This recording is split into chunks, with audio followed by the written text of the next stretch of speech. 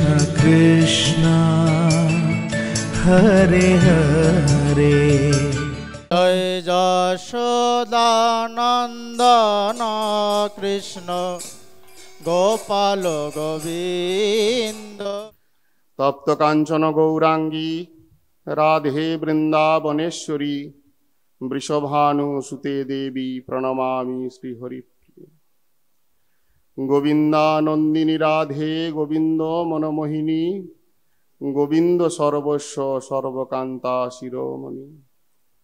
राधां रासेश्वरी रम्यां गोविंद मोहिनीं परां वृषभानुसुतां देवी प्रणमामि श्रीहरिप्रियां। मत्तुल्य नास्ति पापात्मा नपराधी च कश्चन परिहार्योऽपि लज्जा मे किं ब्रुवे पुरुषोत्तम। भूमौ स्खलितपादानां भूमिरेव अवलम्बनं त्वयि जातोऽपराधानां त्वमेव शरणं प्रभो। मज्जन्मन फलमिदं मधुकैटभारे मत्प्रार्थनीयो मदनुग्रह एष एव तद्भृत्तो भृत्तो परिचारको भृत्तो भृत्तो भृत्तस्य भृत्तो। गोपनाथ हे गोपालको हे कृपा जलनिधे हे सिंधु कन्यापते हे कंसघातको हे गजेन्द्र करुणा पारिन हे माधव हे रामानुज हे जगत्त्रय गुरो हे पुंडरीकाक्षमां हे गोपीजननाथ पालय परं जानामि न त्वां विना। नमो वृंदावै तुलसी देव्यै प्रिया वै केशवस्य च कृष्ण भक्ति प्रदे देवी सत्यवत्यै नमो नमः। जय रूप सनातन भट्ट रघुनाथ श्रीजीव गोपाल भट्ट दास रघुनाथ। এই ছয় গোসাইর করি চরণ বন্দন যাহা হইতে বিঘ্ন নাশ অভীষ্ট পূরণ। এই ছয় গোসাই যার মুই তার দাস তা সবার পদরেণু মোর পঞ্চগ্রাস। তাদের চরণ সেবী ভক্ত সনেবাস জনমে জনমে মোর এই অভিলাষ। এই ছয় গোসাই যবে ব্রজে কৈলাবাস রাধা কৃষ্ণ নিত্য লীলা করিলেন প্রকাশ। শ্রীকৃষ্ণ চৈতন্য প্রভু নিত্যানন্দ শ্রী অদ্বৈত গদাধর শ্রীবাসাদি গৌর ভক্তবৃন্দ। হরে কৃষ্ণ কৃষ্ণ কৃষ্ণ হরে হরে হরে রাম রাম রাম হরে হরে।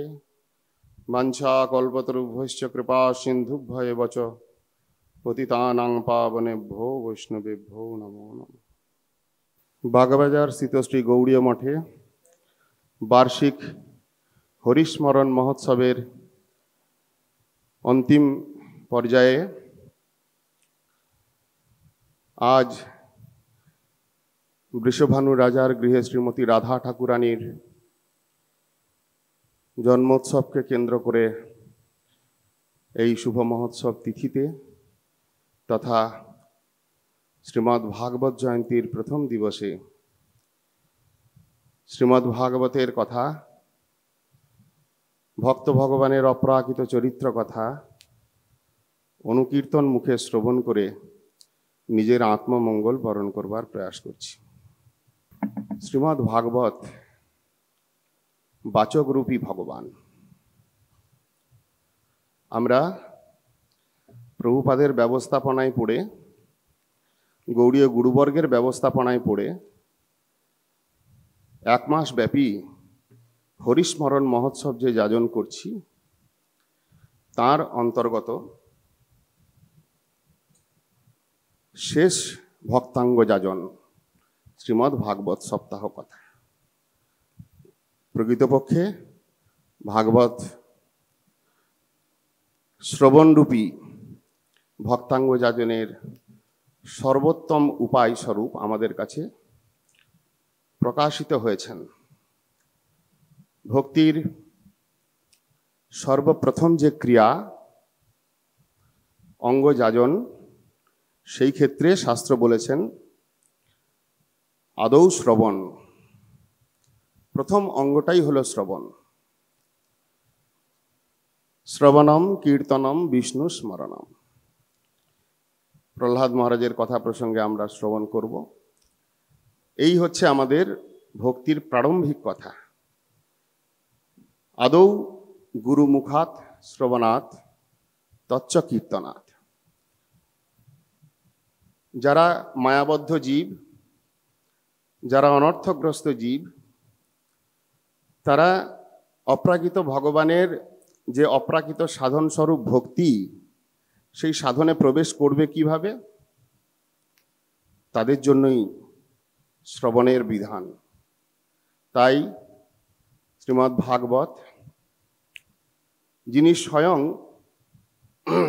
শ্রীকৃষ্ণ পরিবর্তিত রূপ,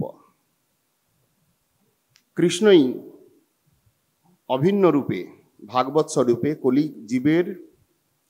কলিহত জীবের সারগ্রাহিতার অভাবে সমগ্র শাস্ত্র সিন্ধুর নির্যাস রূপে শ্রীমদ্ ভাগবত আবির্ভূত হয়েছে। তার সঙ্গে স্পষ্টভাবে প্রেমদান ভাগবতের আরেকটি মুখ্য লীলা। কলিহত জীব, অনর্থগ্রস্ত জীব, অল্প আয়ু, মন্দ বুদ্ধি, পারমার্থিক বিষয়ে অলস আমরা। ভগবান করুণা পরবশ হয়ে এই রকম জীবকে কৃপা করবার জন্য স্পষ্টভাবে কিভাবে প্রেম দেওয়া যায়, অল্প সময়ে কিভাবে উত্তম বস্তু দান করা যায়, এই চিন্তন করে তিনি এই শাস্ত্ররূপে প্রকাশিত। এই শাস্ত্র শ্রবণ করতে গেলে তার কিছু অধিকার দরকার, অথবা এই শাস্ত্র কীর্তন করতে গেলেও তার কিছু অধিকার সম্বন্ধে শ্রীমদ্ ভাগবত কিছু দিগদর্শন দিয়েছে।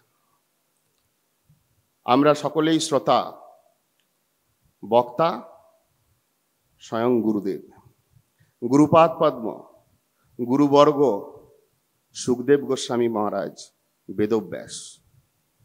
এই জন্য গুরুবর্গের বিধানে ব্যাসাসনে গুরুদেবকে রেখে তার কৃপায় আমরা কেবল শ্রবণ করবার জন্য এখানে উপস্থিত হয়েছি, কিন্তু সেই শ্রোতারও কিছু অধিকার চাই। সেই সম্বন্ধে শাস্ত্রে প্রথমেই বলেছেন, যিনি ভাগবত শ্রবণ করবেন তার প্রথম অধিকার শ্রদ্ধা। যেহেতু ভাগবত অপ্রাকৃত সাক্ষাৎ ভগবান, প্রাকৃত বুদ্ধিযুক্ত হয়ে শ্রবণ অভিমান যুক্ত হয়ে যদি কেউ বসে, প্রকৃত তিনি শ্রবণ করতে পারেন না। তাই শ্রদ্ধাগত চিত্তে শ্রবণ করবার বিধান শাস্ত্রে বলেছেন। আর একটি মুখ্য কথা বলেছেন, আত্মমঙ্গল আকাঙ্ক্ষী। যিনি ভাগবত শ্রবণ করতে চান, ভাগবত সপ্তাহ কথার কোনো বিশেষত্ব আমাদের গৌড়ীয় গুরুবর্গ শিক্ষা দেননি। মূলত ভাগবত সারা জীবনের প্রত্যেক পদে পদের জীবাতুর স্বরূপ। মহাপ্রভু স্বয়ং দেবানন্দ পণ্ডিতকে লক্ষ্য করে বলেছেন, ভাগবত প্রতি পদে পদে পূর্ণ রসময়।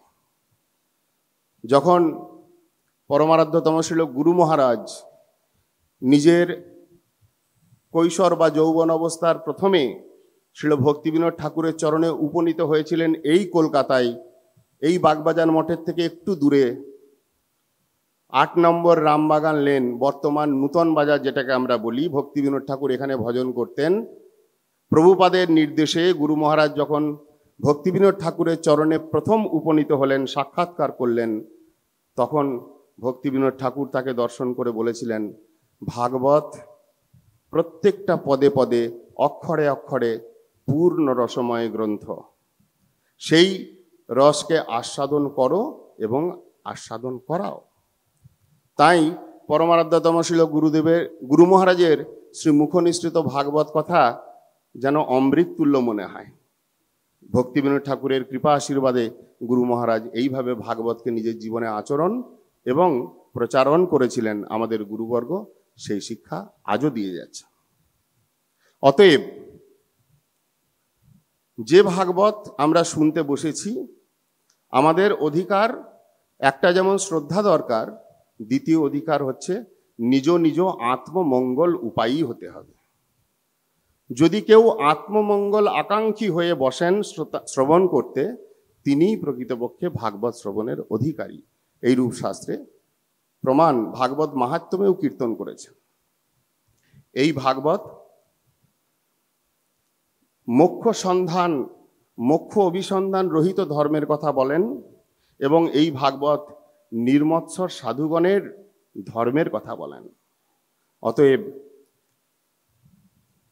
শ্রদ্ধা অবনত চিত্তে আত্মমঙ্গল আকাঙ্ক্ষী হয়ে সরল প্রাণে নিষ্ঠাপূর্বক এই 7 দিন ভাগবতের প্রসঙ্গ বলা হলো। যেহেতু আমরা কলিহত, যেহেতু আমরা সর্বসময় শ্রীমদ্ ভাগবত শ্রবণের সময় বের করে উঠতে পারি না, তাই 7 দিনের প্রসঙ্গ, নচেত ভাগবত কিন্তু সারা জীবনের জীবের জীবাতুর স্বরূপ। এই ভাগবত শ্রবণের মুখ্য ফল প্রেম লাভ এবং গৌণ ফল রূপে পাপ নাশ, চিত্তশুদ্ধি, জ্ঞান এবং কর্মের আবরণ থেকে মুক্ত হওয়া। এই ভাগবত সর্বপ্রথম বেদব্যাস সুখদেব গোস্বামী পাদকে লক্ষ্য করে সোম্যাপ্রাস ক্ষেত্রে প্রথম সিটিং সরস্বতী নদীর তটে সোম্যাপ্রাস ক্ষেত্রে এই ভাগবত প্রকাশিত হয়। এরপরে দ্বিতীয় সিটিং রূপে শুকরতলে, যেখানে পরীক্ষিত মহারাজকে লক্ষ্য করে সুখদেব গোস্বামী পাদ গঙ্গা নদীর তটে এই ভাগবতকে দ্বিতীয়বার প্রকাশ করেছিলেন, এবং তারপর গণ্ডকী নদীর তটে তৃতীয়বার সুত গোস্বামী পাদ সৌনকাদি মুনি ঋষিগণকে লক্ষ্য করে নৈমিষারণ্য ক্ষেত্রে এই ভাগবতকে প্রকাশ করেন। আমরা যে ভাগবত শ্রবণ করছি এটি সেই তৃতীয় যে অধিবেশন হয়েছিল সুত গোস্বামী পাদ এবং সৌনকাদি মুনি ঋষিগণকে নিয়ে, সেই অধিবেশনেরই সারমর্ম কথা, এবং তার মধ্যেই সুখদেব গোস্বামী পাদ এবং বেদব্যাস যে সুখদেব গোস্বামী পাদকে শ্রবণ করিয়েছিলেন সেই সমস্ত কথা এর মধ্যেই রয়েছে। এই ভাগবত সম্বন্ধে, ভাগবতের মহিমা সম্বন্ধে অন্যান্য শাস্ত্র রচনার পর তার মাহাত্ম্য কীর্তন করা হয়েছে, কিন্তু ভাগবত একটি বিরল শাস্ত্র এবং সর্বশ্রেষ্ঠ শাস্ত্র, তাই তার মাহাত্ম্য সর্বপ্রথম বলা হয়েছে যাতে শ্রোতারা উৎসাহপূর্বক শ্রবণ করেন। সনাতন গোস্বামী পাদ নিজে বলছেন মহাপ্রভুকে লক্ষ্য করে, তুমি বক্তা ভাগবতের, তুমি জানো অর্থ, তোমা বিনা অন্য জানিতে নারে সামর্থ্য। স্বয়ং মহাপ্রভুই এই ভাগবতের বক্তা, ভাগবতের আস্বাদক এবং ভাগবতের প্রচারক। তাই মহাপ্রভু কি বলছেন, কৃষ্ণতুল্য ভাগবত বিভু সর্বাশ্রয়, প্রতি শ্লোকে প্রতি অক্ষরে নানা অর্থ হয়। প্রত্যেকটি শ্লোক এবং প্রত্যেকটি অক্ষর আমরা যা শ্রবণ করব এছাড়াও বহু বহু অর্থ, কারণ ভাগবত ভগবান যেমন স্বতন্ত্র, ভগবান যেমন সর্বব্যাপী বিভু বস্তু, সেই রকম ভাগবত বিভু বস্তু। ভাগবত স্বতন্ত্র, সে তার দিক তার বিস্তার করেছেন এতভাবে যে মহাজনগণ সেই কথা কীর্তন করতে করতে তার দিক পর্যন্ত খুঁজে পাননি। আমরা জানি স্বয়ং শ্রীল প্রভুপাদ এই ভাগবতের প্রথম স্কন্ধের প্রথম শ্লোক, জন্মাদর্শ শ্লোক, যখন ঢাকা বাধ্য গৌড়ীয় মঠে ব্যাখ্যা করেছিলেন, একটি শ্লোককে ব্যাখ্যা করেছিলেন 1 মাস ব্যাপী। এই হচ্ছে ভাগবত। এই জন্য এই ভাগবতের শরণ নেওয়া ব্যতীত, এই ভাগবতের চরণের শরণাগতি বিনা ভাগবত শ্রবণ সম্ভব হয় না। প্রশ্নোত্তরে ভাগবতে করিয়াছে নির্ণয় নির্ধার, যাহার শ্রবণে লোকে লাগে চমৎকার। এবং এই ভাগবতের বৈশিষ্ট্য হলো প্রশ্নোত্তর প্রসঙ্গে, গুরু শিষ্যের বাদ সংবাদ প্রসঙ্গে শ্রীমদ্ ভাগবতের এই জগতে অবতারণা হয়েছে। আমরা লক্ষ্য করব, যখন শ্রবণ করব, শুরু করব, যে প্রথম থেকে শেষ অবধি একজন প্রশ্ন করছেন আর একজন উত্তরদাতা, শিষ্যরূপে গুরুর কাছে প্রশ্ন এবং গুরু সেই জ্ঞান শিষ্যকে দিচ্ছেন। এটা আর একটা রহস্য ভাগবতের। যতক্ষণ গুরু পদাশ্রয় না হয়, যতক্ষণ গুরুদেবের কৃপা লাভ না হয়, ততক্ষণ পর্যন্ত ভাগবত কোনোভাবেই প্রকাশিত হয় না। এই জন্য আদৌ গুরুমুখাত শ্রবণাৎ তচ্চ কীর্তনাৎ। মহাপ্রভু নিজে দেবানন্দ পণ্ডিতকে লক্ষ্য করে বলছেন, ভাগবত বুঝি হেন যার আছে জ্ঞান, সে নাহি জানে ভাগবতের প্রমাণ। আমি ভাগবত বুঝেছি, আমি ভাগবত পড়েছি, আমি ভাগবত শ্রবণ করে নিয়েছি, আমার হয়ে গেছে, এই রকম যার বুদ্ধি জন্মেছে, সে নাহি জানে ভাগবতের প্রমাণ। তাহলে ভাগবত কিভাবে জানা যায়, কিভাবে শ্রবণ করতে হয়? মহাপ্রভুর নির্দেশ, ভাগবতে অচিন্ত ঈশ্বর বুদ্ধি যার, সেই জানে ভাগবত ভক্তি অর্থ সার। এই জন্য সনাতন গোস্বামী পাদ সেই মহাপ্রভুর শিক্ষায় শিক্ষিত হয়ে বললেন, শ্রীকৃষ্ণ পরিবর্তিত রূপ। ভাগবত আর কিছুই নয়, কৃষ্ণেরই পরিবর্তন, একটা রূপ।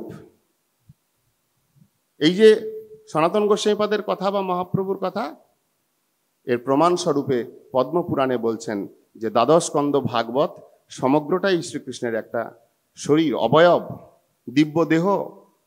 এই ভাগবতের প্রথম এবং দ্বিতীয় স্কন্ধ সেই ভগবানের পাদ পদ্মযুগল। তৃতীয় এবং চতুর্থ স্কন্ধ ভগবানের উরুদ্বয়। পঞ্চম স্কন্ধ নাভিকমল। ষষ্ঠ স্কন্ধ বক্ষস্থল বা হৃদয়। সপ্তম স্কন্ধ এবং অষ্টম স্কন্ধ এই দুটি সেই ভগবানের কৃষ্ণের দুই বাহু। নবম স্কন্ধ গ্রীবাদেশ, কণ্ঠ। দশম স্কন্ধ প্রফুল্লিত মুখকমল। একাদশ স্কন্ধ ললাট দেশ, কপাল। এবং দ্বাদশ স্কন্ধ হচ্ছে শিরোদেশ অর্থাৎ মস্তক। এই পদ্মপুরাণে এইরকম ভাবে ভাগবতকে ভগবানের শরীরের সঙ্গে শ্রীকৃষ্ণ পরিবর্তিত রূপ বলে বর্ণন করা হয়েছে। স্বয়ং শিবজি বলছেন এই ভাগবতের মহিমা প্রসঙ্গে, অহম বেদমি শুকো বেত্তি ব্যাসো বেত্তি ন বেত্তি বা ভক্ত্যা ভাগবতম গ্রাহ্যম ন বুদ্ধ্যা ন চ টিকয়া। শিবজি বলছেন, অহম বেদমি, আমি জানি এই ভাগবত সম্বন্ধে। শুকো বেত্তি, সুখদেব গোস্বামী পাদ জানেন। ব্যাসও বেত্তি, বেদব্যাসও জানেন। ন বেত্তি বা, অথবা আমরা কেউই জানি না। নিজেরা বলছেন, শিবজি নিজে বলছেন, আমি জানি, সুখদেব গোস্বামী পাদ জানে, বেদব্যাস জানে বা জানে না। কিভাবে জানে? ভক্ত্যা ভাগবতম গ্রাহ্যম, একমাত্র ভক্তির দ্বারা, একমাত্র সেই ভাগবতের চরণের শরণাগতির দ্বারা, তার কৃপার দ্বারা এই ভাগবতম গ্রাহ্যম, ভাগবতকে জানা যায়। ন বুদ্ধ্যা ন চ টিকয়া, না বুদ্ধিবৃত্তির দ্বারা জানা যায়, আর না টিকা টিপ্পণী, আমি বড় পণ্ডিত, ভাগবতে টিকা টিপ্পণী রয়েছে বিশ্বনাথ চক্রবর্তী পাদের, শ্রীধর গোস্বামী পাদের, আমি টিকা পড়ে নিলাম, সংস্কৃত বিদ্যা আমার আছে, অতএব আমি ভাগবতকে বুঝলাম। শিবজি প্রথমেই সাবধান করেছেন। যেখানে শিবজি নিজে বলছেন আমি জানি না বা জানি, সুখদেব গোস্বামী পাদ যিনি এই ভাগবতের বক্তা, তিনি জানেন অথবা জানে না। যিনি ভাগবতকে রচনা করেছেন স্বয়ং বেদব্যাস, তিনি জানেন অথবা জানেন না। কেন বলছেন জানেন না? ওই যে পূর্বেই বলা হলো, ভাগবত হলো বিভু বস্তু। ভাগবতের এক শ্লোকে, এক শব্দে, এক অক্ষরে বহু অর্থ হয়। যদি ভাগবত নিজে কৃপাপূর্বক প্রকাশিত না হন হৃদয়ে, তাহলে কেউ জোর করে ভাগবতকে প্রকাশ করতে পারে না। তার একটা ছোট্ট দৃষ্টান্ত, যখন মহাপ্রভু সার্বভৌম পণ্ডিতকে কৃপা করছিলেন, তখন আত্মারাম শ্লোকের ব্যাখ্যা করছেন। যে সার্বভৌম পণ্ডিত ন্যায়শাস্ত্রে বিরাট জ্ঞানী, তিনি 9 প্রকারে আত্মারাম শ্লোকের ব্যাখ্যা করলেন। মহাপ্রভু সেই 9 প্রকারকে ছেড়ে দিয়ে, স্পর্শ না করে, আরো 18 প্রকারে ব্যাখ্যা করলেন। সার্বভৌম পণ্ডিতের পাণ্ডিত্য স্তব্ধীকৃত হলো। আমরা যদি মনে করি এটাই মহাপ্রভুর চরম সীমা জ্ঞানের, সেটাও আমাদের ভুল। পরবর্তীকালে যখন সনাতন গোস্বামীপাদকে শিক্ষা দিচ্ছিলেন বেনারসে, সনাতন শিক্ষা প্রসঙ্গে দেখুন আত্মারাম শ্লোকের 64 প্রকার আবার ব্যাখ্যা করেছেন মহাপ্রভু। তাহলে কত প্রকার ব্যাখ্যা হলো? তিনি সাক্ষাৎ কৃষ্ণ। এক শব্দে এক অক্ষরে বহু অর্থ হয়। সেই রকম ভাগবত তার যে কত পরিধি, এটা স্বয়ং শিবজি, বক্তা সুখদেব এবং রচয়িতা বেদব্যাসও তার পরিধি মাপতে পারেন নাই। তাই তারা বলছেন ভক্ত্যা ভাগবতম গ্রাহ্য ন বুদ্ধ্যা ন চটিকয়া। এই ভাগবতের মহিমা প্রসঙ্গে পদ্মপুরাণ এবং স্কন্ধপুরাণ, বরাহ পুরাণ আদিতে বর্ণিত হয়েছে। কোনো সময় নারদ ঋষি তিনি ভগবত ইচ্ছায় ত্রিকাল এবং ত্রিজগৎ পরিভ্রমণ করে বেড়ান কৃষ্ণনাম গাইতে গাইতে। হঠাৎ করে এই ভারতবর্ষের বিভিন্ন তীর্থ পর্যটন করতে করতে তিনি যখন যমুনা কূলে উপনীত হলেন, সেখানে গিয়ে দেখলেন একজন মহিলা, তার পাশে দুইজন বৃদ্ধ শয়ন অবস্থায় রয়ে তারা ক্রন্দন করছে। সেই মহিলা যখন তাদের কাছে গিয়ে তার প্রশ্ন করলেন যে কে আপনি, কেনই বা এই দুই বৃদ্ধ আপনার পাশে পতিত হয়ে আছে এবং কেনই বা আপনি তাদের জন্য ক্রন্দন করছেন, এনারা আপনার কে হয়, কি সম্বন্ধ? তার উত্তরে বললেন, আমি ভক্তি দেবী। আমার নবযৌবন অবস্থা রয়েছে, কিন্তু আমার দুঃখ, আমার পাশে যে দুইজন বৃদ্ধ পতিত অবস্থায় রয়েছে, এরা দুজনেই আমার সন্তান, জ্ঞান এবং বৈরাগ্য। নারদের কথা শুনে বড় আশ্চর্যান্বিত হলেন। মা তিনি যুবতী, তার দুই পুত্র এরকম বৃদ্ধ দশা লাভ করলো? বলে হ্যাঁ, এই কারণেই আমি এখানে ক্রন্দনরত হয়ে পড়ে আছি। আমার এই দুই পুত্রের সুস্থতা কিভাবে লাভ হবে আমি জানি না। আপনি যদৃচ্ছাক্রমে ভগবত ইচ্ছায় স্থানে উপনীত হয়েছেন। হে ঋষিবর, হে মুনিবর, আপনি এদের সুস্থতা বিধান করুন, এদের মঙ্গল বিধান করুন। কোনো সময় ভগবান ভক্তি দেবীর প্রতি আশীর্বাদ করেছিলেন যে তুমি জগৎ জননী, তুমি মাতা, এই জ্ঞান আর বৈরাগ্য তোমার দুই পুত্র, আর মুক্তি তোমার দাসী স্বরূপে থাকবে, আমি তোমাকে আশীর্বাদ করলাম। এই জন্য যারা ভক্তির সাধন করেন তারা আলাদা করে মুক্তির সাধন করবার দরকার হয় না। মুক্তি স্বয়ং মুকুলিতাঞ্জলি। মুক্তি সেই ভক্তি দেবীর কাছে হাত জোড় করে দাসী রূপে তার চরণে অপেক্ষা করেন। যে পুরুষ ভক্তিমান হন, যে প্রাণীর হৃদয়ে ভক্তি থাকে, মুক্তি স্বাভাবিকভাবেই দাসী রূপে তার সেবা করেন। আর এই জ্ঞান আর বৈরাগ্য এই দুইজনকে পুত্ররূপে ভগবান তাকে দিয়েছিলেন। সেই পুত্রদ্বয়কে নিয়ে পরিভ্রমণ করতে করতে কলিকাল যখন উপনীত হলো, তখন জ্ঞান বৈরাগ্যের বার্ধক্য দশা, জ্ঞান বৈরাগ্যের লোপ পেল এবং মুক্তি এই কলিজীবের দুর্দশা দেখে তিনি নিজ ঈশ্বরী, নিজ স্বামিনী সেই ভক্তি দেবীকে ত্যাগ করে বৈকুণ্ঠ লোকে গমন করলেন। অপেক্ষায় থাকলেন, যদি কেউ ভক্তি দেবীকে লাভ করতে পারেন, যদি কেউ ভক্তি প্রাপ্ত হন, তার কাছে তিনি এসে যাবেন। কিন্তু কলি হতে এই জীবের দুর্দশা, কলির এই দুষ্প্রভাব, কলির এই কলমশ মতো অবস্থায় মুক্তি দেবীও এই ধরাধামে না থেকে তিনি বৈকুণ্ঠ লোকে অবস্থান করতে লাগলেন। এইভাবে ভক্তি দেবী যখন একাকিনী হয়ে বিচরণ করছেন, নিঃসঙ্গা হয়ে বিচরণ করছিলেন, তখন নারদ ঋষি এসে এইভাবে তাকে যখন দেখলেন, তার চরণে কৃপা ভিক্ষা করলেন। নারদ ঋষি তার উপায় চিন্তন করে জ্ঞান এবং বৈরাগ্যকে সুস্থ করবার জন্য বেশ কিছু শাস্ত্র উপদেশ দান করলেন। কিছু কিছু শাস্ত্র উপদেশ পেয়ে সেই জ্ঞান বৈরাগ্য দুই পুত্র কিছুটা হাই তুলে এপাশ থেকে ওপাশ হলেন, কিন্তু তাদের চেতনতা সুস্থ ভালোভাবে এলো না।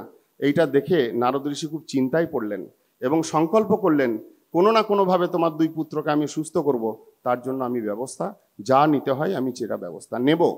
এই বলে নারদ ঋষি তিনি ইতস্তত বিচরণ করতে করতে ক্রমান্বয়ে সেই ব্রহ্মার চতুষ্ষণ সনকাদি মুনি ঋষিগণের কাছে উপনীত হয়ে যখন এই ঘটনার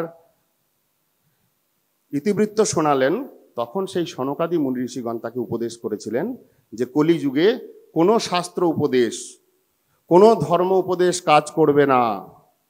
একমাত্র ভাগবত শ্রবণ ব্যতীত।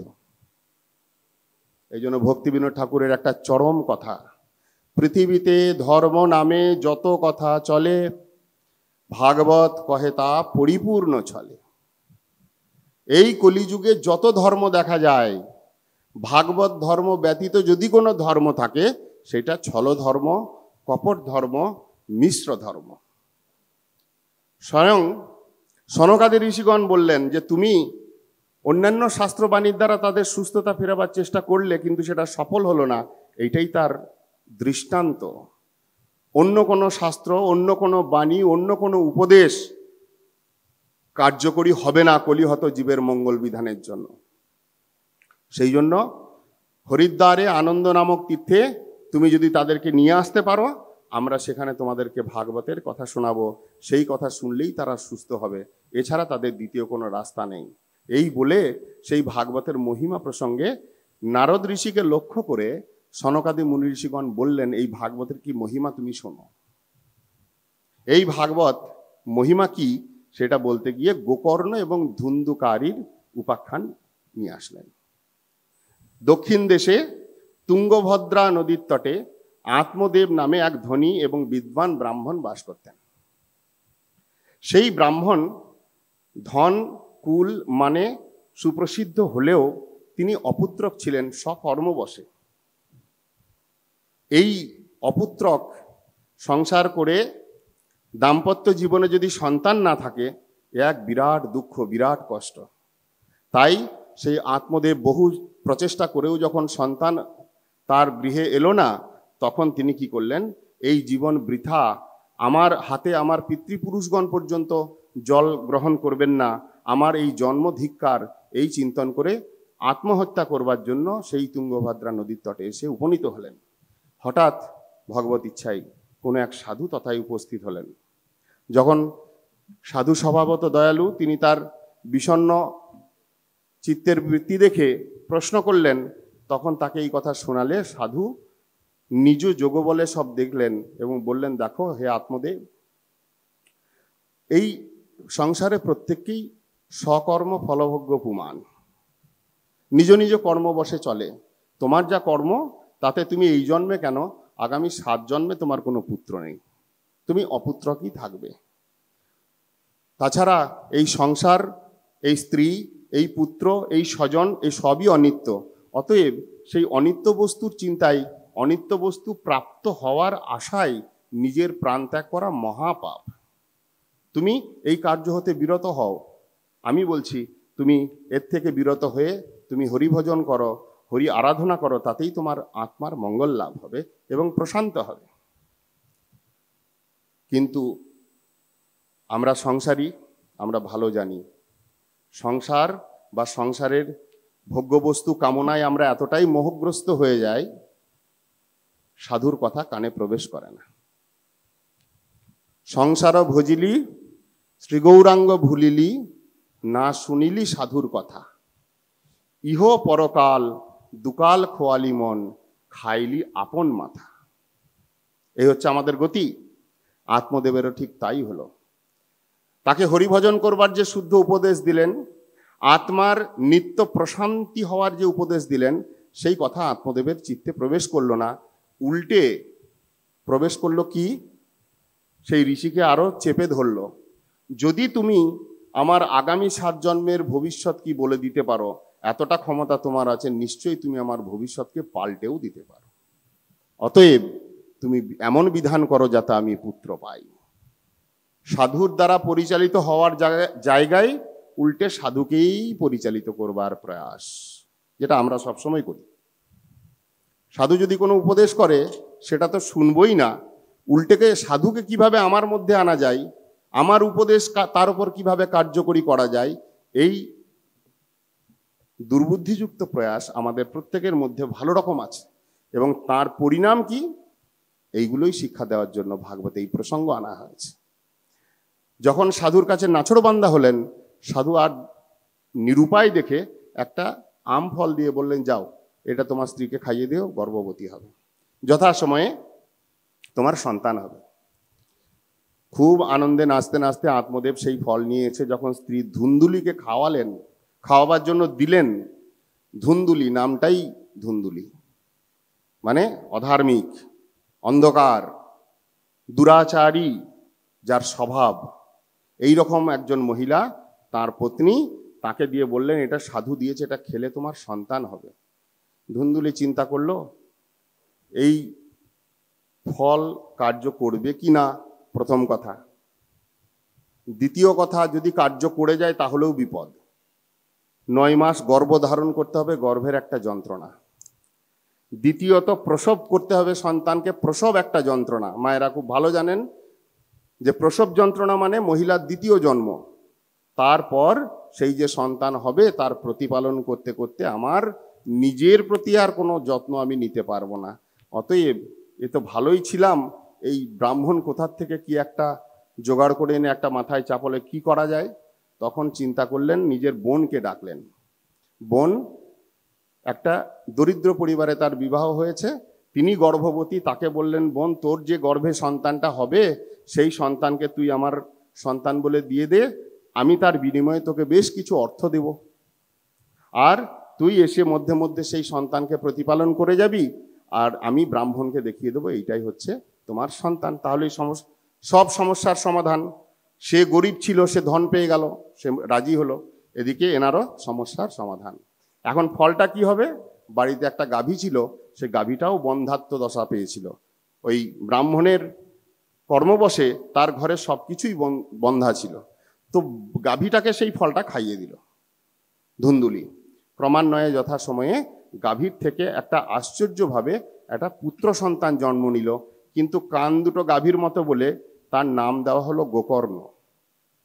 আর সেই ধুন্দুলির সন্তান রূপে, অর্থাৎ তার বোনের গর্ভের থেকে যে সন্তান, তাকেই তার পুত্র রূপে প্রকাশ করা হলো এবং তার নাম রাখা হলো ধুন্দুকারী বা ধুন্দুমার। এখন ক্রমে 2 সন্তানকে ব্রাহ্মণ, এতদিন তো অপুত্রক ছিলেন, হঠাৎ করে 2 সন্তান এসেছে, ব্রাহ্মণের তো আনন্দের সীমা নেই। খুব সুন্দর করে 2 সন্তানকে লালন পালন শুরু করলেন।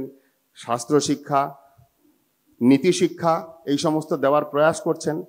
গোকর্ণ যত সুন্দরভাবে গ্রহণ করেন, ধুন্দুকারী ঠিক তার বিপরীত, দুরাচারী, অধার্মিক, অসৎ ব্যবহারযুক্ত।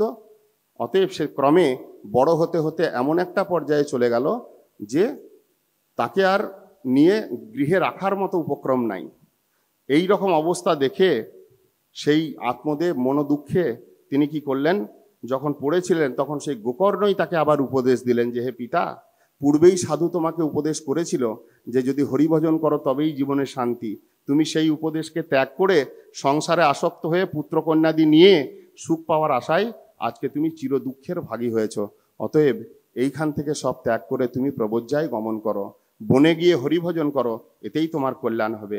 গোকর্ণের কাছ থেকে এরকম উপদেশ পেয়ে কি করলেন, আত্মদেব গৃহ ত্যাগ করে বনে হরি আরাধনা করবার উদ্দেশ্যে চলে গেলেন।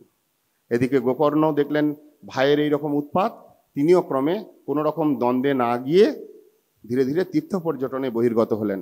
এখন ধুন্দুমার তার একদম অকণ্টক রাজ্য, মা রয়েছেন, এখন মাকেই উৎপীড়ন করছেন।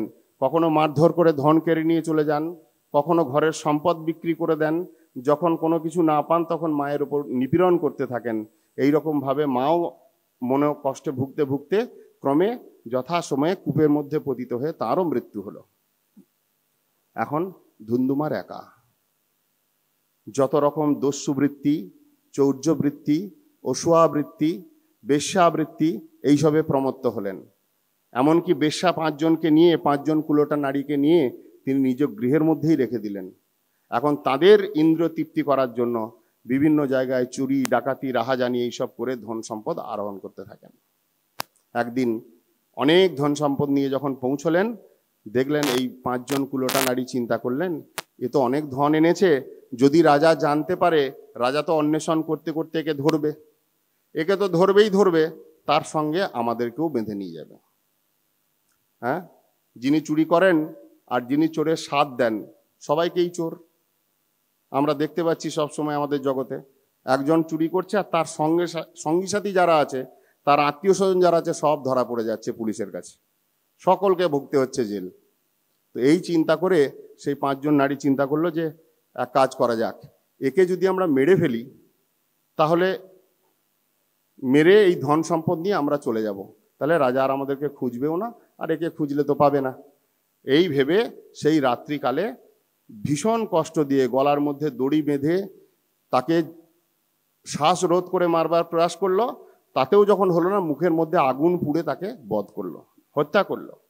ভীষণ কষ্ট পেয়ে সেই ধুন্ধুমার যখন মারা গেল, তখন সেই ঘরের মধ্যেই মাটি খুঁড়ে তাঁরই মধ্যে পুঁতে দিয়ে 5 জন নারী সমস্ত ধন সম্পদ চুরি করে নিয়ে তারা স্থান থেকে প্রত্যাহার।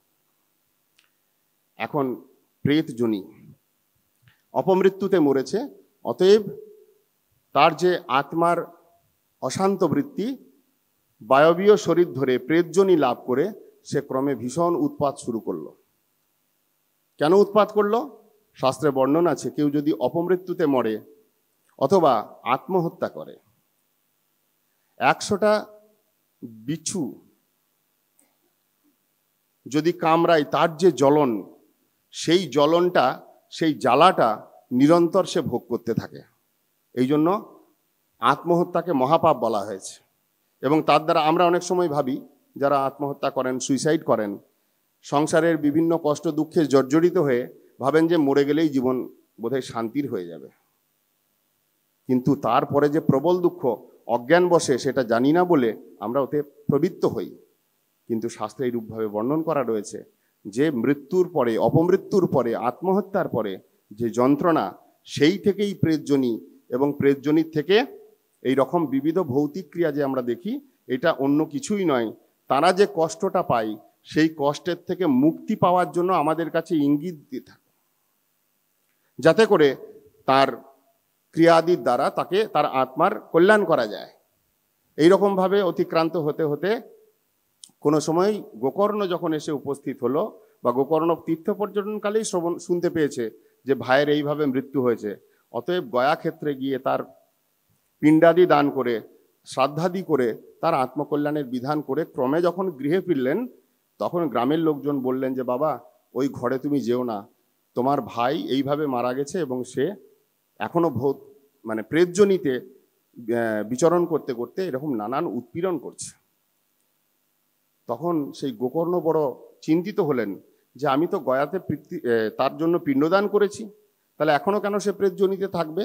অতএব সে জোরপূর্বক রাত্রে সেই ঘরেই প্রবেশ করলেন, এবং যথারীতি যখন সে নিজেকে প্রকাশ করলো সেই ধুন্ধুমার, তখন তাকে জিজ্ঞাসা করলেন যে কেন তুমি এখনো পর্যন্ত প্রেতজনিতে আছো? তখন বললেন, আমি যা কর্ম করেছি, আমার যা পাপ কর্ম, সেই পাপ কর্মের বশে গয়াতে পিণ্ডদান করলেও আমি গয়ার মধ্যে প্রবেশ করবার অধিকার লাভ করি নাই। সেই জন্য তোমার দেওয়া পিণ্ডদান বা ভগবত পাদপদ্মে যে তুমি পিণ্ড দিয়েছো, সেই প্রসাদ আমি পেতে পারি নাই, সেই কারণে আমার কল্যাণ হয় নাই। তুমি কোনোভাবে আমার কল্যাণের ব্যবস্থা করো। যখন ভাইয়ের কথা শুনলেন, গোকর্ণ খুব চিন্তাগ্রস্ত হয়ে সারা রাত্রি জেগে ভাবলেন যে কিভাবে এই প্রেতজনিত থেকে একে উদ্ধার করা যায়। কিছু ব্রাহ্মণগণকে ডাকলেন, তাদেরকেও জিজ্ঞেস করলেন, কিন্তু শাস্ত্রে কোনো বিধান পেলেন না। ক্রমে সেই গোকর্ণ নিজ যোগ বলে সূর্যের গতিপথকে রোধ করলেন, এবং সূর্যদেবকে প্রশ্ন করাতে সূর্যদেব তখন বললেন, শ্রীমদ্ ভাগবতম সপ্তাহং বাচনম কুরু, তুমি সপ্তাহ কালব্যাপী শ্রীমদ্ ভাগবত কথা পরিবেশন করো, শোনাও। এই একটাই উপায় যার দ্বারা ওই তোমার ভাই প্রেতজনিত থেকে গতি লাভ করবে। তৎক্ষণাৎ ব্যবস্থা নিলেন, সুন্দরভাবে আয়োজন করলেন। গোকর্ণ ভাগবত সপ্তাহ করবেন। ব্রহ্মর্ষি, দেবর্ষি, মহর্ষি, সিদ্ধ, বিদ্যাধর, চানর, গন্ধর্ব সব স্ব শরীরে এলেন। নদ, নদী, পর্বত, শাস্ত্রাদি নিজ নিজ শরীর রূপ ধারণ করে সেইখানে এসে উপস্থিত হলেন। গ্রামবাসীগণ সেই স্থানে উপস্থিত হলেন, এবং সেই বায়বীয় শরীরধারী ধুন্ধুমার তিনি কিভাবে শুনবেন, তাই 7 গাঁট যুক্ত একটা শুকনো বাঁশ রেখে দেওয়া হলো, যে এর মধ্যে তুমি এই বাঁশকে অবলম্বন করে থাকো, এবং জানবো কিভাবে যে তুমি শুনছো। সেই সূর্যদেব বললেন, এক এক দিন শ্রবণ করার পরে এক একটা গাঁট ফেটে ফেটে 7 দিনে ক্রমে সে মুক্তি পাবে। এটা সবাই তোমরা দর্শন করবে। ক্রমে গোকর্ণ সবিধিপূর্বক ভাগবত সপ্তাহ করলেন। তাই হলো সূর্যের কথা মতো এক এক দিন এক একটা গাঁট ফাটতে ফাটতে ক্রমে 7 দিন পরে যখন 7ম গাঁটটি বিদীর্ণ হলো, তখন সেই গাঁঠের ভিতর থেকে, বাঁশের ভিতর থেকে দিব্য শরীরধারী এক পুরুষের আবির্ভাব হলো।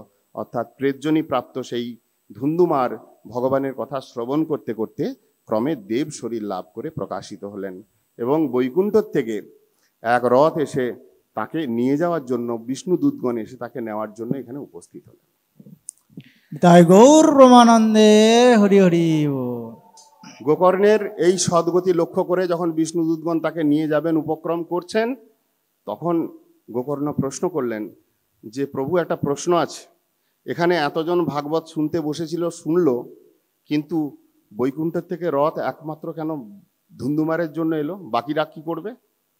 তদুত্তরে বললেন, শ্রবণের তারতম্য অনুসারে ফলের তারতম্য। গোকর্ণ যে কথা প্রবচন করেছেন, ধুন্ধুমার যে মনোবৃত্তি নিয়ে শ্রবণ করেছিলেন, প্রবল কষ্ট পেতে পেতে নিজের আত্মার কল্যাণ কামী হয়ে ধুন্ধুমার শ্রবণ করেছিলেন, একনিষ্ঠভাবে নিষ্ঠাপূর্বক কোনো রকম চিত্তের চঞ্চলতা না করে সেই ভাগবতের কথা শ্রবণ করতে করতে তিনি সিদ্ধির দশা লাভ করেছেন, ঠিক যেমন পরীক্ষিত মহারাজ করেছিলেন। শ্রবণে পরীক্ষিত অভবৎ। সেই জন্য এই বিষ্ণু দূতগণ তার জন্য, তার মঙ্গলের জন্য, তার উত্তম গতিদান করবার জন্য ভগবত ইচ্ছায় এসে উপনীত হয়েছেন। যদি আত্মমঙ্গল আকাঙ্ক্ষী হয়ে শ্রবণ করেন, সকলেরই এই গতি হবে। গোকর্ণ এই কথা শুনবার পর আবার দ্বিতীয়বার সকলকে সাবধান করে আবার কথা বলেছিলেন 7 দিন ধরে। যারা যারা সেখানে শ্রোতারূপে বসেছিলেন, সেই কথা মতো নিজের আত্মমঙ্গল আকাঙ্ক্ষী হয়ে শ্রবণ করবার পরিণাম স্বরূপ প্রত্যেকের জন্য ক্রমে সেই বৈকুণ্ঠ থেকে রথ এসে সকলেই বৈকুণ্ঠ গতি লাভ করেছিলেন। এইভাবে নারদ ঋষিকে লক্ষ্য করে চতুষ্ষণ যখন এই কথা শ্রবণ করালেন, নারদ ঋষি তৎক্ষণাৎ সেই যমুনা তীরে গিয়ে আবার ভক্তিদেবী এবং তার 2 বৃদ্ধ পুত্র জ্ঞান বৈরাগ্যকে নিয়ে এসে আনন্দ নামক তীর্থে হরিদ্বারে উপনীত হলেন। চতুষ্ষণ সেখানে কথার বাচন করলেন। নারদ ঋষিকে বলেছিলেন যে, হে নারদ, এই ভাগবতীয় জ্ঞান তো তুমি স্বয়ং ব্রহ্মার কাছ থেকে পেয়েছিলে এবং তুমি সেটা বেদব্যাসকে দিয়েছিলে, যা জগতে প্রকাশিত হয়েছে। তাহলে আবার তোমার মধ্যে কেন এই সংশয়? প্রকৃতপক্ষে নারদের মধ্যে কি কোনো সংশয় থাকতে পারে, বা নারদের মধ্যে কি কোনো জ্ঞানের অভাব থাকতে পারে? পারে না।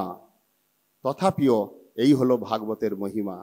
নারদ ঋষিও চতুষ্ষণের কাছে শিষ্যরূপে উপনীত হলেন, চতুষ্ষণকে গুরুরূপে ধারণ করলেন, তবে ভাগবতীয় জ্ঞান পেলেন।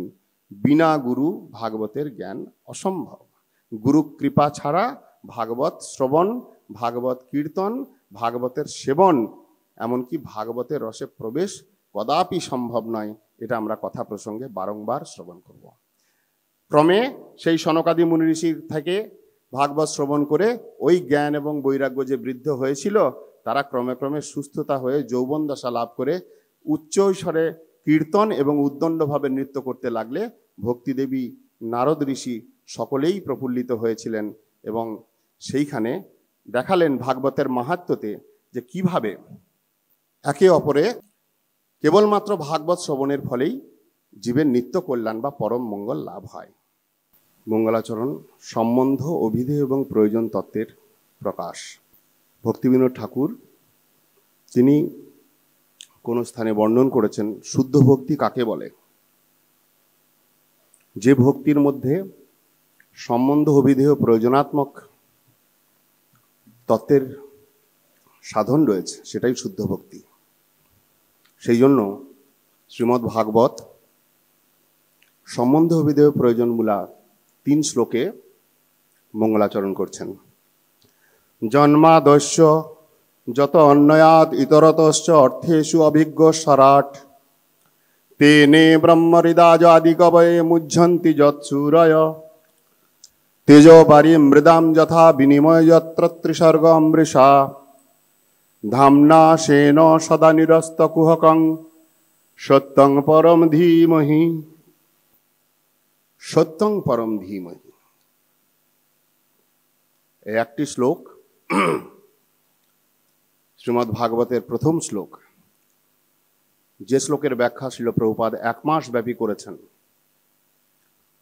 যে শ্লোকে সম্পূর্ণ কৃষ্ণের রূপ, গুণ, লীলার, চরিত্রের বর্ণন রয়েছে, এবং যে শ্লোকটি সম্বন্ধ তত্ত্বমূলা শ্লোক, সত্যং পরম ধীমহি।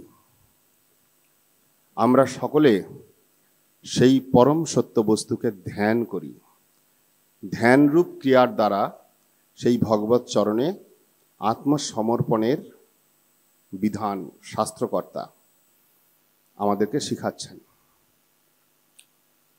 পূর্বেই মাহাত্ম্য প্রসঙ্গে শুনছিলাম, যতক্ষণ শরণাগত না হওয়া যায় ততক্ষণ ভাগবত প্রবেশের অধিকার হয় না। এই জন্য সত্যং পরম ধীমহি, আমরা সকলে যারা শ্রবণ করতে বসেছি সকলে মিলে সেই পরম সত্য তত্ত্বের চরণে সমর্পিত আত্মা হই। তিনি কে? জন্মাদিশ্য যত অন্বয়াত ইতরতশ্চ অর্থেষু অভিজ্ঞ সরাট। এই সমগ্র সৃষ্টি স্থিতি প্রলয় যিনি অন্যয় এবং ব্যতিরেকভাবে সম্পাদন করেছেন, যিনি একমাত্র পরমার্থ স্বরূপ, যিনি সর্বজ্ঞাতা এবং যিনি পরম স্বতন্ত্র পুরুষ,